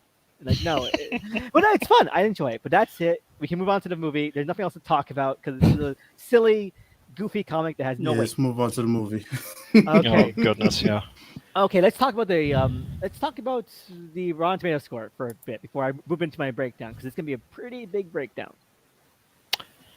So it was on 53% the last time I checked it. I don't know if it's gone up or down since. What do you think, bro? What is it? Right now, 48. Come on. Oh yes. 48. Oh, So this is a Venom situation according to Twitter, where the critic score is really low and the audience score is really high. I agree with both of these Mhm. scores. But yeah, what do you have anything to say about the score, AJ? It just well, hold on, let me make sure I'm off mute. Oh, you're good, bro. Yeah, I can hear you. Okay. It basically, how can I say this? It was fun watching Marvel fans and MCU fans, I should say. I should be clear. Lose their shit for the first time. You know, they over a Rotten Tomatoes score. For years, they have been propping up Rotten Tomatoes as this beacon of critical knowledge. Of this is the pinnacle. If your movie is not fresh on Rotten Tomatoes, your movie is garbage. And all of a sudden, they have shifted and they have become the worst of the DCEU fans Yeah. and every other franchise imaginable. The critics don't know what they're talking about. Oh, only the audience score matters. Oh, the critics are smoking crack. This is meant for the It's just- fans. This is for the fans. Yes, this movie is for the fans. Oh my! It has been the most one of the funniest things of the this entire. exact arguments that they've used against all of these other movies, right? They use They're- it against Venom. They've become those people They use it themselves. against PBS. And Yeah. I think it's the funniest thing because this is something that could have been avoided.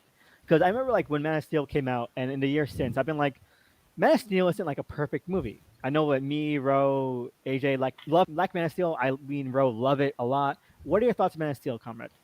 I have never seen it. What? I have never seen it. Well, we're not here to talk about Man of Steel, but we should watch it. I think it's fantastic. I think it's one of my favorite comic movies ever made. I'm so thoroughly engrossed with it. But it's not a perfect movie. It has lots of flaws. But Hold on. I I don't mean to cut you off, Elvis. Comrade. So Yep. I don't know what your plans are for the upcoming week, but at some point we're gonna make some time to watch Man of Steel together as a whole. So you're gonna come back on this podcast. And you're gonna do a Man of Steel episode with us. Okay. Oh goodness! And we're going to watch Pa Kent make the stupidest decision a Yes. man has what ever are you made. talking about? It's so Yes.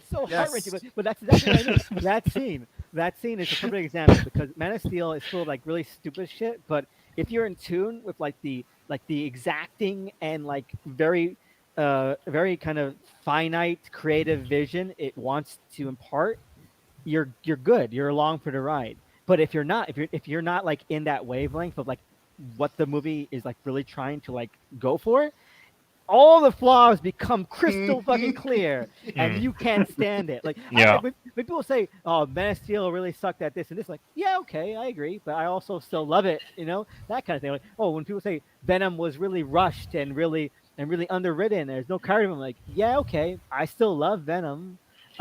Because it's the kind of thing I'm really for. It's the kind of thing that I always have this kind of preference for. So I don't care. I give it leeway, and Eternals is kind of like that. But I'm seeing the same thing we saw Man of Steel, where like you have people who really love it and think that everyone who doesn't love it is stupid, or people who really hate it and think that everyone who doesn't hate it is a shill. No, And, like- excuse me, Elvis. I need to correct you. If you don't like this movie, you are You're sexist. homophobic. And You a are sexist. misogynistic. You are sexist. And if you like this movie, you are woke. Okay, I gotta put this Yes, out there. because But we like, have never seen a movie directed, a superhero movie for that matter, directed by a woman, get high scores. We have or never low seen score. a movie with gay people get high scores. No, Mm. Hey, they, to be the fair, only excuse to not like this movie to be fair, is I always, misogyny and I, homophobia. to be fair, I always loved Wonder Woman 2. I always loved it. I've always been a booster. Wait, you But did?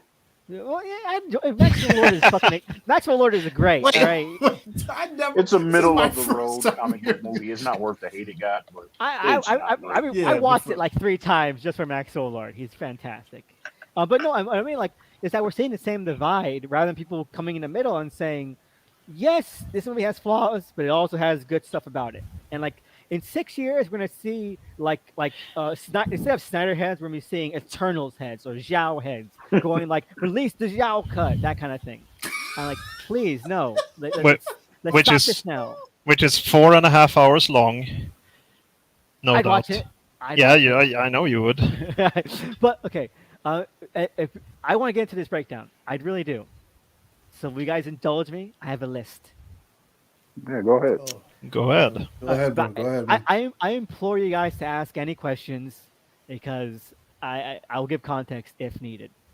But here is my list of things I liked about Eternals and things I thought were really, really stupid about Eternals. All right. So Eternals, it takes a lot from Gaiman's run. Like that's why I thought that uh, Bullski is going to get a bit of a laugh when we get to this particular plot point. But it takes a lot from Gaiman's run, and it takes a lot from whatever they did with Captain Marvel, where they try to pretend there's a twist when there isn't really. Because the opening of the movie begins like this scrawling text that says the Eternals were sent by the Celestials from a different planet, and also the Deviants showed up. Who knows where they came from? And I'm like, well, anyone who's read the fucking comic knows where the Deviants came from. I mean, it's not a twist, but this 2.5 hour long movie is gonna treat it like a twist. So if you know what the demons came from, get ready to be bored by 80% of the movie. But yeah, what I like about it, first off, is simple stuff. I think it really captures this mood of being casually grand and mythic. Like these are immortal beings, and I think it does a really good job for the most part. And like these are immortal beings. We're not gonna be doing too many jokes about themselves as immortal beings. We're gonna play it as like casually and as grounded to their characters as we can. Like the big opening sequence is this fight scene of deviants against like some proto Neolithic people, like early farm gatherers, right? And at the end of it, in a very Promethean scene, Cersei gives a knife, and it doesn't seem like the Neolithic humans have knives yet. She gives a knife to a person, and it's like, oh, that's pretty loaded. And then like it cuts to modern day London, and Cersei. So wait. Can I ask you a question? Yeah. So the knife, this is the tie-in to Iron Man 3, where it turns out that the main villain's main weakness is a knife, because that's Yeah. how Iron Man beats the main villain, right? That's the connection. I don't Okay, know. go on. He beat the villain because Pepper kicked him down a fucking fireball shaft. Yeah, but he cut him with a knife first. That's important. Okay, yes, go ahead. Yes, but okay, so he cuts to modern day London, and Cersei is in front of like this big billboard that says objects that shaped human history, and in the banner of that billboard is the knife. And like, oh, that's fun. I like it. It's fun. It's like, okay, it's corny, but I like it. It's simple. It's funny without being like a big overt joke. It shows like she's been like it really does a good job like showing the breadth of time. I love match cuts like that. It's like very 2001-y, where like the ape man like creates like the first murder weapon and he throws up in the air and it becomes a space station. Like that's great. I love that kind of match cut stuff. Um, um, but what I don't like is that basically Cersei is Icarus. She has the same kind of she has the exact same introduction where she's pretending to be an archaeologist, and then she's the basic exposition of the Eternals is given from her to the people that she's with, her friends who aren't Eternals. Like in the original Kirby comic, it's Icarus who's pretending to be an archaeologist or an archaeological assistant, and he explains all the Eternal stuff to Margot and her dad. Like it's like that. Like it's so weird. Because it has less of the mystique and momentum because you just had the opening scene showing all their faces, so it's not really that mysterious. Whereas in the Kirby comic, Icarus is like covered in shadow. He's wearing big blocky sunglasses and a hat. He's like, oh wow, this pyramid looks pretty familiar. And he's a new character as well. At this point, you can't exactly. wiki him. Like at this point, everybody's wikied who Cersei is. So like Exactly. before the movie. So it's a lot of wasted time being like, oh, okay, is he gonna figure out that she's an Eternal? And like, okay, it's wasted time. And I hate wasted time in a movie that's fucking long. Anyway, the person that her boyfriend is Dane Whitman, Black Knight. He's in the movie for 2 minutes. That's it. Okay. Boo. And what I like is that he uses deduction to figure out that she's not human. Like he has several guesses, but he's like, you're a wizard, you're an Asgardian, you're all this kind of stuff because you don't seem to have a backstory. You always seem to be doing this kind of crazy shit. You're always around when this kind of stuff happens. And like, okay, that's fun. It shows that the civilians aren't stupid anymore. He figures out that she's got superpowers. All right, that's great. I like it. Or else, what I find weird is, well, Sprite's character arc in this movie, she lives with Cersei. She's basically pretending to be Cersei's daughter or little sister, or whatever. Is the same as the Gaiman, where like her impetus. I mean, she's a girl. No. She's a girl. She's still forever 11 and 12 or whatever. And she is upset that she can't ever get laid. That's her impetus for her arc. She's upset that she can't get laid. Wait, this is in the movie? Yes. Okay, her first scene is trying to pick up a guy at a bar using a magical glamour to make her look like she's like 30. All right. And then the guy like tries to like touch her hand, like, do a little sensual hand holding. It falls right through the glamour. She like runs away and becomes like the 12-year-old she actually is. And that's the impetus of her character. That becomes her motivation, as we figure out. You were going to say Bullski? No, I was just wow. I did not believe that would be in the movie, but okay, yes. carry on. All right. But what I like about Sprite is that they mentioned that she's the one. As a child, her purpose is to give childlike wonder to the mythology of the Celestials and the Eternals. Like that's her role. Her job is to make people like the Eternals by telling fantastical, tall tales about them. Yeah, that's also mentioned by Suarez when he kills Sprite on the bus in the comic. He talks about that a lot. So yeah, that's definitely from the comic. Yeah, I like that a lot. And they mention like, well, and then when Cersei like my ex-boyfriend was Icarus, Dane's like Icarus, so why isn't he dead? Like that's exactly what I was thinking, right? And like and she says like, oh, that was just something Sprite made up, to make him to come down the side. She's getting a little cocky, that kind of stuff. I like that. It's fun. It's fun. It reminds me of the Kirby comic in a good way. It's not like, oh, she's literally from the Odyssey, but it's like, oh, it's Sprite like really trying to like take barbs at her brothers and sisters. It's good. I like it. Next up, I like the movie. I like how straightforward the movie is, but it's also really straightforward. Or like, it never gives time to breathe, so things happen and things are just blatantly said.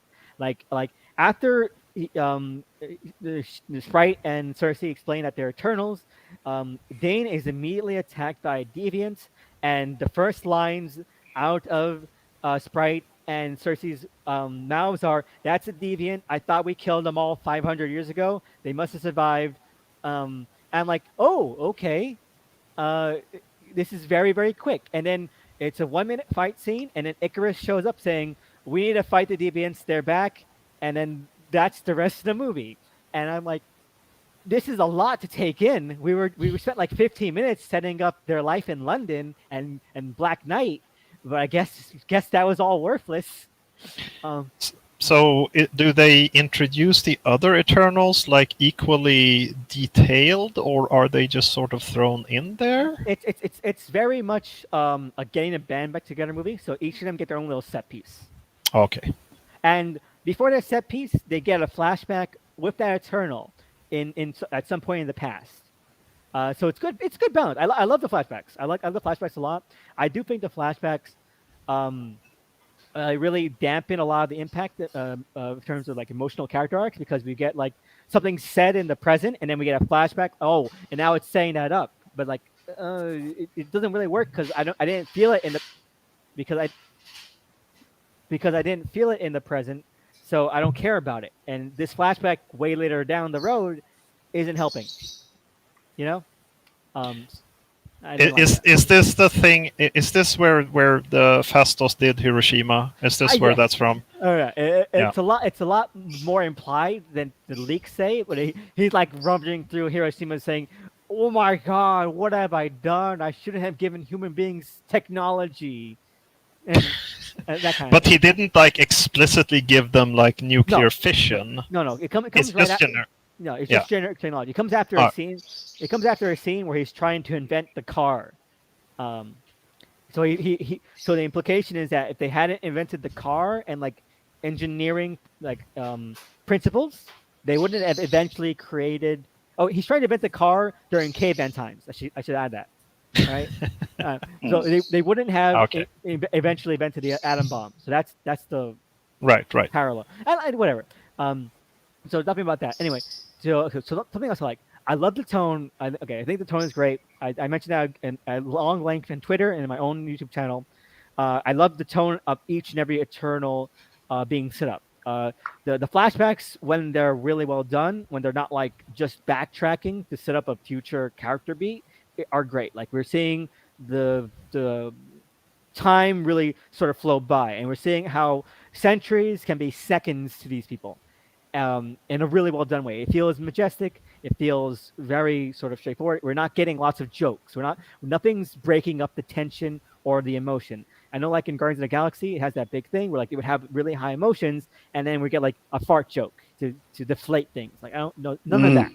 Good. Yeah. It's good. Well, that's good. But that said, there are some really useless comedy relief stuff, and you can count on one hand. Very bad. Like Dane, I know I praised him before, but he's the butt of a lot of jokes. Even when he's not around, he's the butt of a lot of jokes, and like they don't need these jokes. Like like he says, "I wanted to become a pig," and he doesn't know. Which is a weird reference. Like he says, "I wanted to become an animal. I wanted to become a pig or a giraffe," and like that's. He doesn't know her name is Cersei, or really. I think he does, but I don't think he knows that he's the fictional Cersei. So I don't see why you made that reference, but whatever. Really dumb jokes like that, whatever. It's fine. I really love that the Celestials are giant pieces of shit.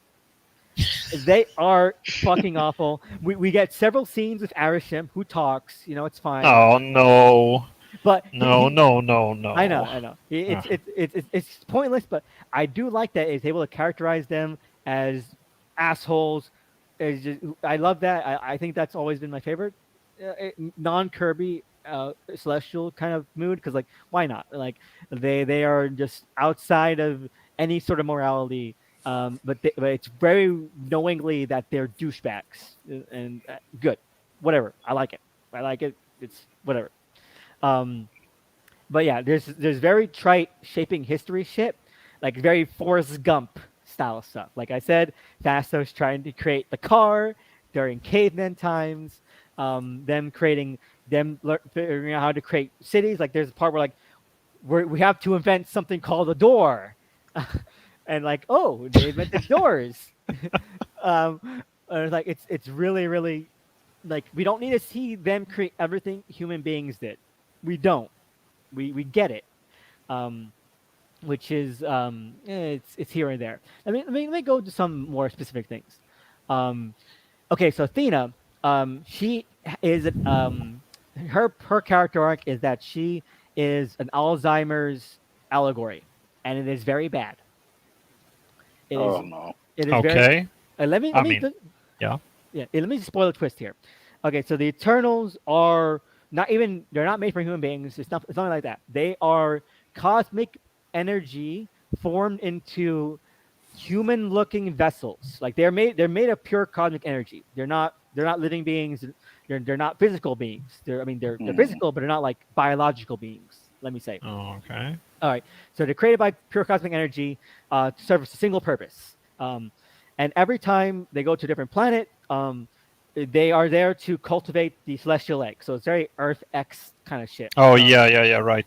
Yeah. They're there to do that. They don't know that they're there to do that, but subconsciously, that's what they're there to do. And after every time they cultivate a celestial egg, the planet explodes, they are sent with new memories, not their old ones, to a to a new planet to do over again. And Athena has been doing it for so long that all the memory deletions have started to erode her brain, and they don't know what's happening. They think it's like some sort of the Celestials have made up a special sort of disease for them that they tell them, oh, beware of this disease, and they think it's that. It's that, to keep them in the dark about the memory erasing. And it's very bad because the moment she finds out the truth, she gets way better and she doesn't have dementia anymore. So essentially, in this movie, the Eternals have the backstory of the Silver Surfer. Like, this is literally the Silver Surfer thing. They are... He takes him from his planet, he takes away all of his memories, he erases them whenever he kills a planet, and he starts to realize, oh shit, I've done something bad. The Galactus just erases it and sends him away again. Yes. So it's that. It's literally that. Oh, goodness. One thing I hear about this is that it kind of ruins a lot of stuff that would have been a lot more interesting. Okay, let me go to the Deviants. The Deviants are mindless animals with no characterization. That's it. That's the whole thing.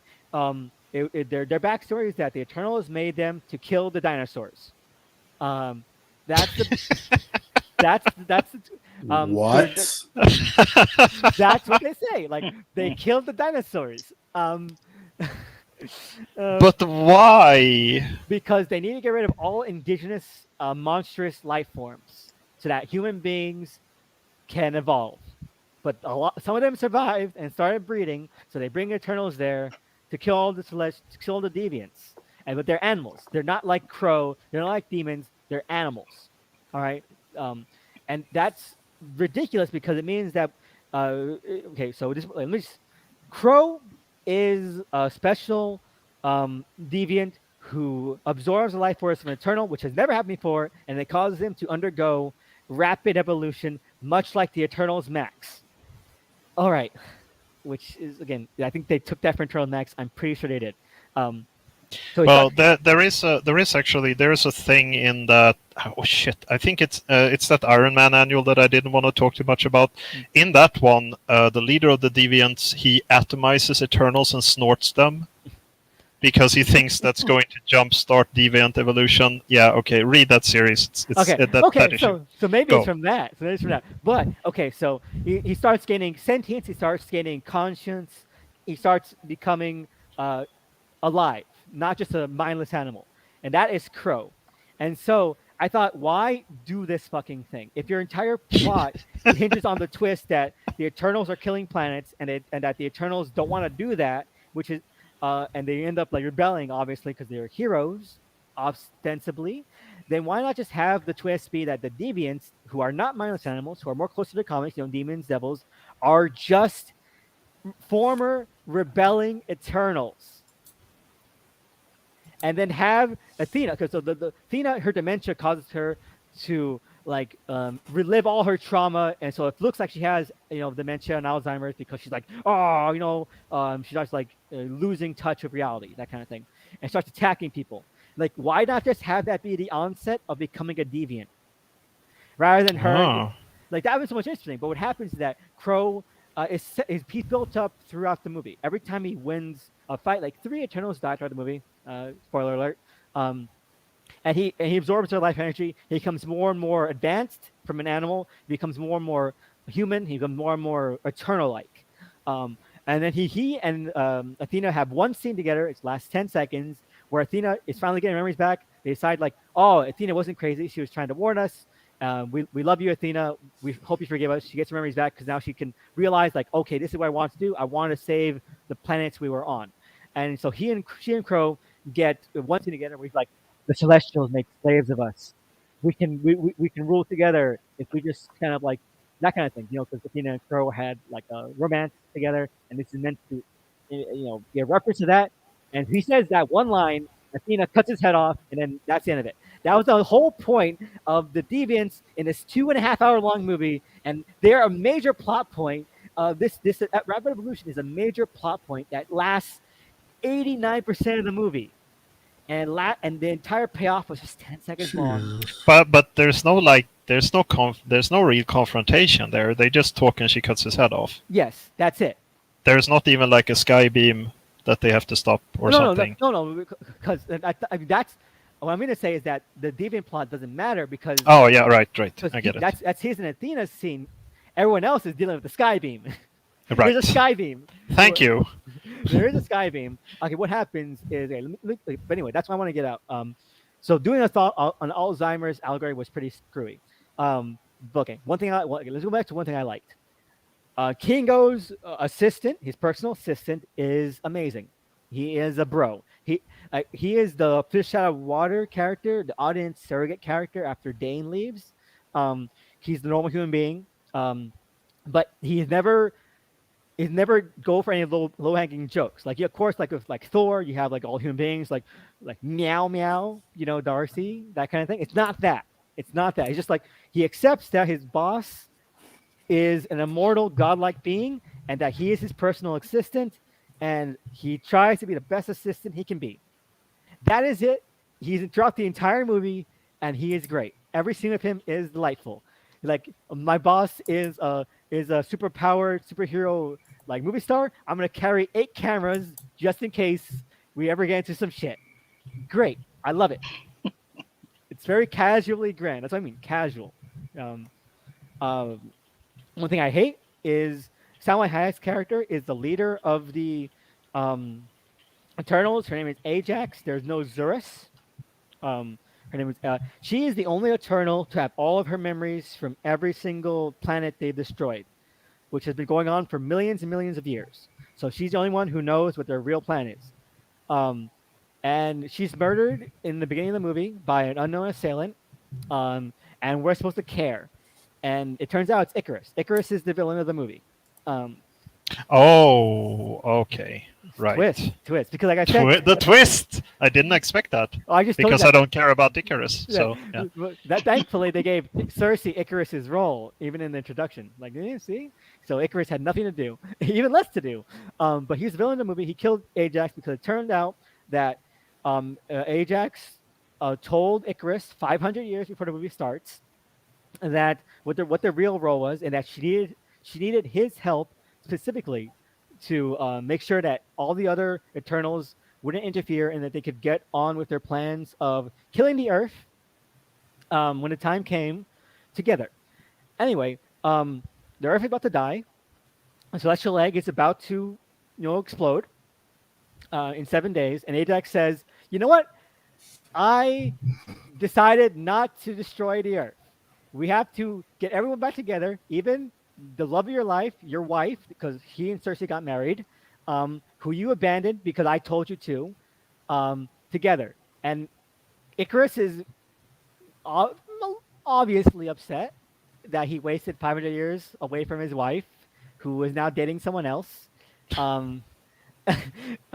because of something he thought that his captain, his chief, believed in. Let me put this present for you. Okay, so not counting all the millions of planets that Ajax has destroyed already, they've been on this planet for 7,000 years, right? And so not counting for like leap years, we're gonna take 7 days out of 365 times 7,000. All right, which means that they were 0.000273% away from completing their goal. And this is when Ajax says, you know what? I think we shouldn't. Bruh. Wow. And we're supposed to care that she was really thinking about that, like it's really just going to the wire on it. Yes, and we're supposed to care, like, oh, Icarus did this unforgivable thing, when she's so evil. Like, she's done this millions of times. She's the only one who remembers. Is that Salma Hayek's character? Yes. Ajax. Yeah, so she's basically not much in the movie Yes, no, she's there in flashbacks, but she's not in the movie in the plot. And I'm like, okay, and it's so stupid. It's so stupid. But what I love, and this okay, this is on both my things I like and things I think are weird lists. Um, in both lists is the point the Eternals debate genocide. Because I love this. I love this so much, even though it's so stupid to put in a movie where it's meant to be like, superhero movies. Where like, yes, they're heroes.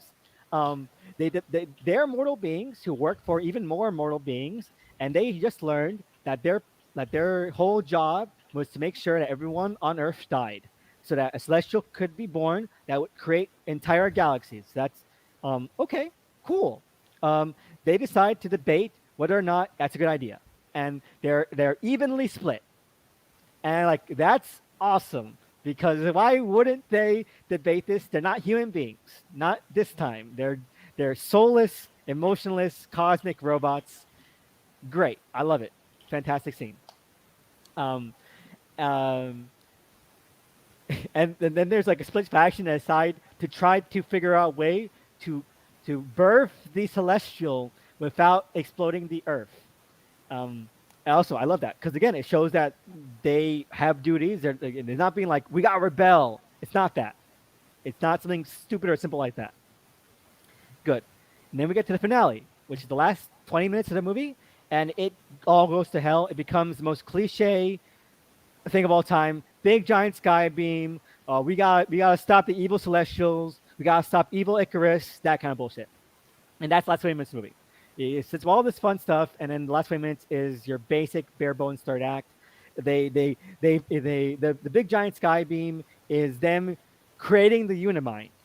And the only thing I like about this ending, which is so stupid because again, the Crow battle is like over in 10 seconds. Icarus is evil, that kind of stuff, is that Icarus, despite himself, realizes that they need to unify into the Unimind anyway, because even though, like, whatever, he decides to do it because it's better than the alternative of being excluded from his family. So he joins Unimind, Unimind, they kill the Celestial Egg. Fun. It's a big abortion movie. What? Wait, They what? kill Didn't you say that they were Jesus. trying to?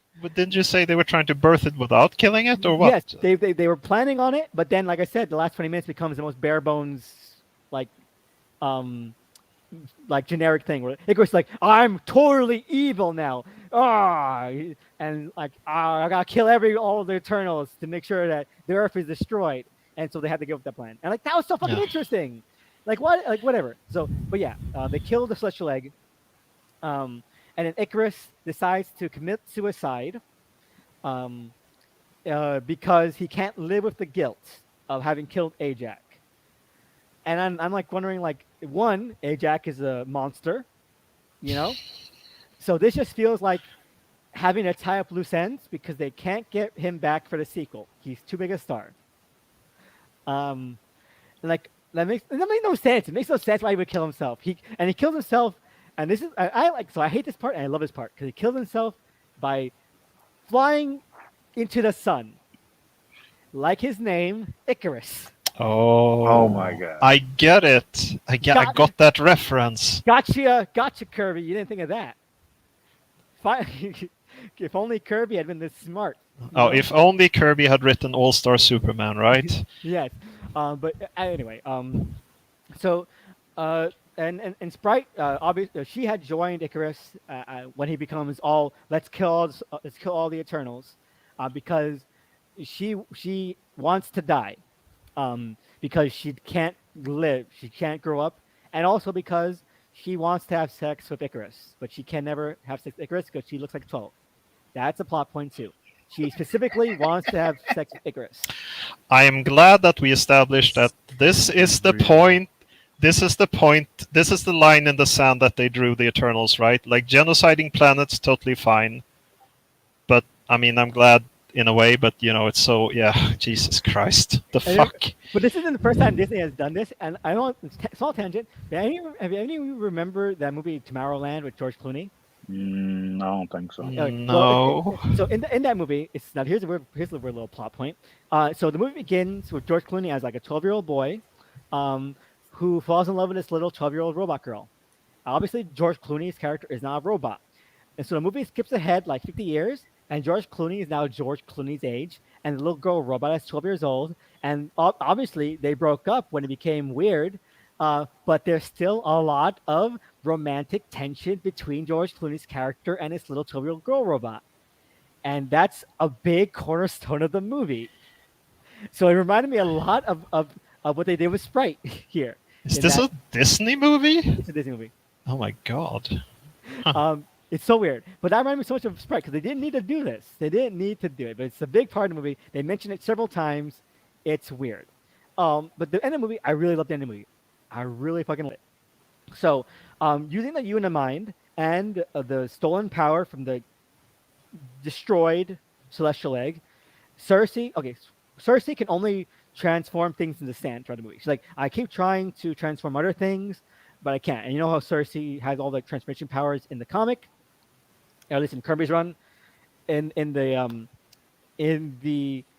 the movie, she has to build up to that. They even have a small reference to like when she turned Crow's hand into a wooden tree branch.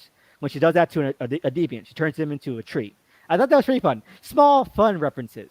But her big character arc is that she finally learns how to transform other things. And she transforms Sprite into a real girl who will now grow old and die. but it's so weird because like her whole plan was to have sex with Icarus, and now that she can eventually become physically age appropriate, Icarus is dead. So what was the point? But anyway, the ending of the movie is them all thinking like, maybe the Celestials won't be mad that we killed their baby. And then Arishem bursting through the heavens, parting the clouds like the Red Sea, saying, "Come!" And all the Eternals are summoned into a giant portal in space, and he's like, "We will judge the Earth." And the movie fucking cuts to credits. And I'm like, yes, this is amazing. And like, there's some after credit scene. Dane Whitman finds a black sword. Arrow shows up. Skyfox, space rapist. He shows up. Oh no! But that why? But that small ending scene where like Arishem's like, "We will judge the Earth, and when we come back, we will destroy it or liberate it." And all people we see a little shot of people on the ground looking in horror as Arishem disappears from the sky, and like that's it. That's it. That's great. I love it. So obviously, great movie. 5 out of 10. It sounded like absolute garbage. No, it sounded okay. That's okay. But why though? Like why? Would you guys like to see this movie afterward? Have you guys have I convinced you? I still plan on checking it out this week, so we'll see. I'm actually probably a little more interested now because it's on some of that bad shit. Actually, I agree. Before this, I was probably like, "Oh, this is probably just gonna be like boring, boring bad." Now I feel interested. I want to see it because of those stupid plot points that you mentioned. Wait, it's so weird. Wait, so you're telling me the Avengers are gonna fight the Eternals? Hold on. Oh yeah. Are we getting Civil War 2? You heard Hold Feige. on.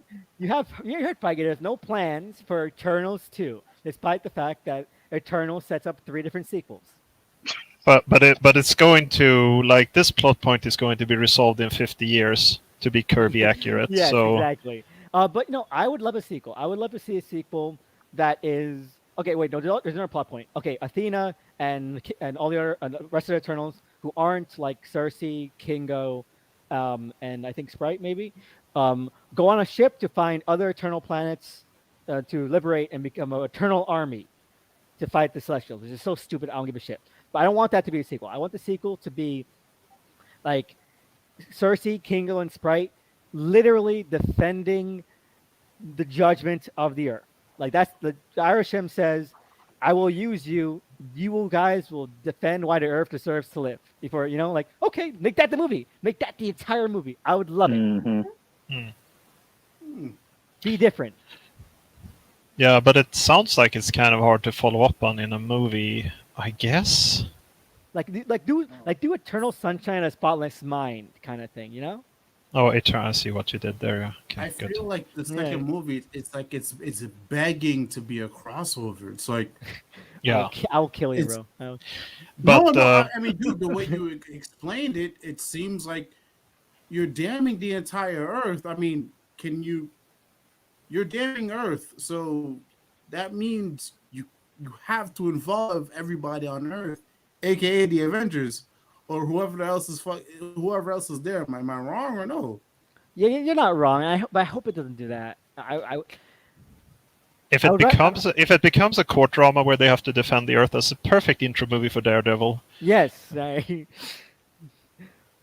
yeah, no, I enjoyed it. I can understand why it's getting such a low grade because, like I said, and unless you like really into like, I think this is like the first time that any comic movie has felt closest to being Kirby esque because it really is a sincerity, the genuineness. There's a sincerity about how outlandish it can be that you can only really get in like Kirby comics. Um, Mm. that unless you like really want that kind of movie, you're gonna notice all the stupid shit. You're not gonna be able to leeway any of that. So I can understand why it gets so low score because maybe it's hard to get into. People say that Kirby's a bad writer, so like Kirby's for anyone either. I I don't think he's a bad writer. I Yeah, think me he's neither. just an alien trying to write human language. Like I don't Yeah, think, yeah, he's unique. Mm. All right. But Well, yes, let's kind of try to move this along a little bit because it is getting late. So it is. let's kind of move into the I know Elvis mentioned the divisive Rotten Tomatoes score, but we can kind of talk about how it has been banned in several countries because of the content. Supposedly, Marvel did not want to take out a scene of two men kissing. That was the reason for them not being able to play the movie in said countries.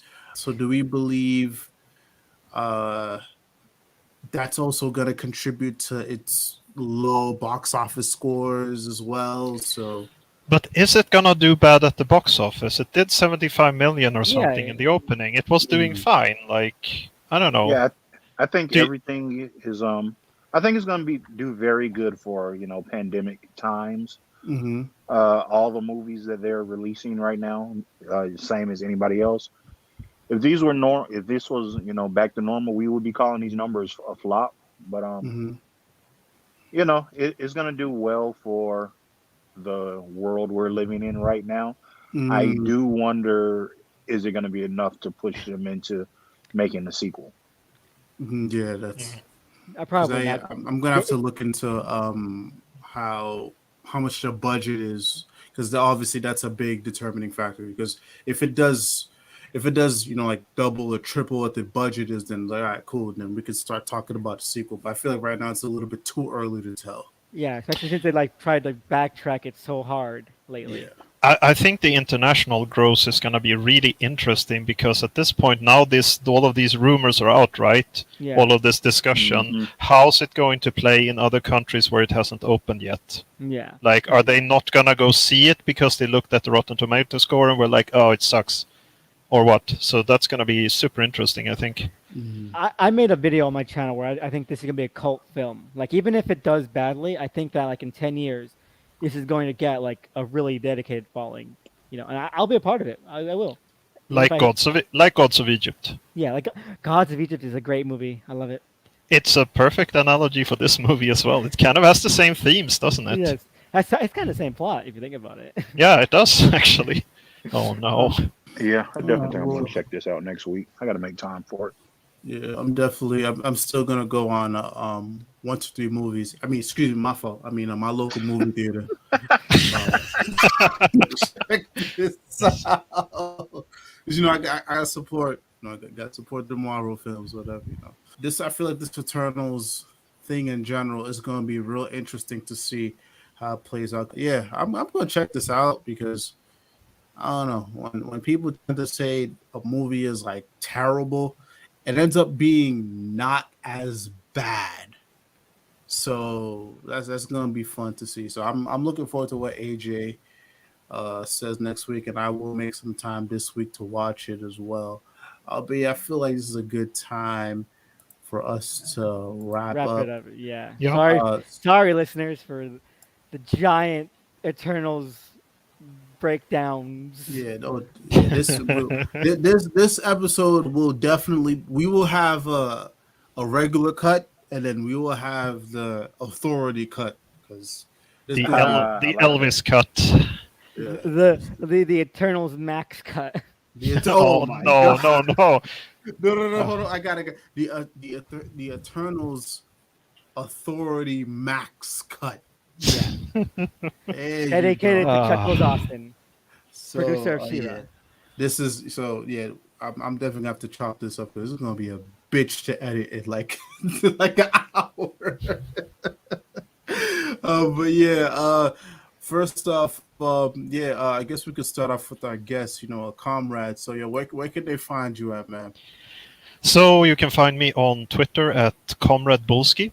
I can give you a link. No, you put it up already. All right. Right there. That's right now the only place I have my stuff. I'm planning on doing some kind of more permanent like blog deposit for stuff in the future. People keep asking me for it. I keep putting it off because that's what people do.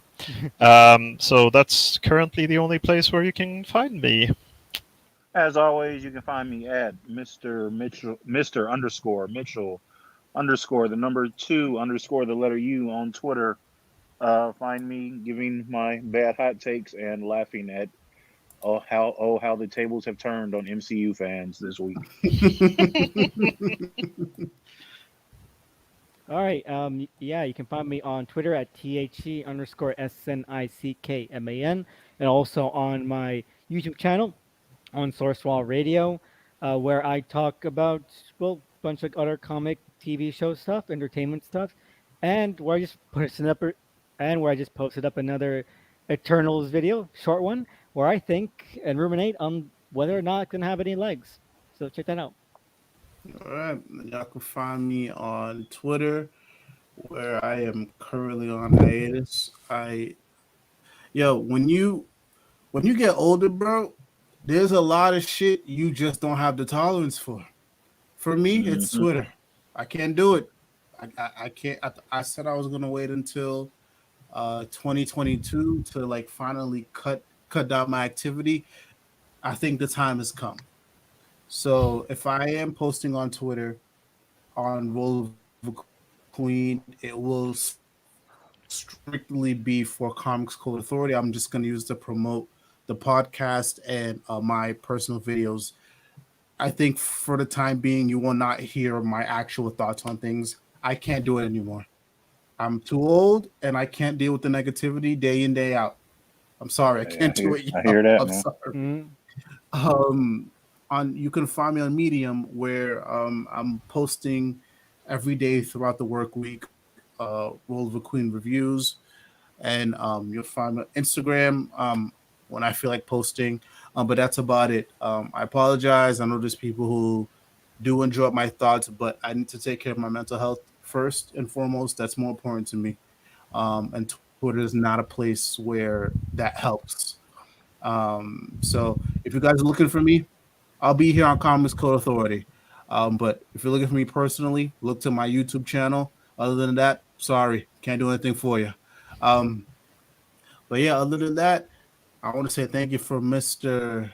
Bullski for coming through. Much appreciated. This was a great educational episode for sure, because I really Absolutely. didn't know much about the Eternals, but definitely now I'm interested in at least trying to.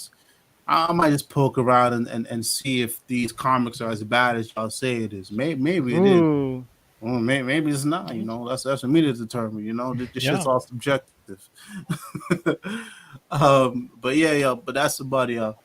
This is the Comics Code Authority, and we are out.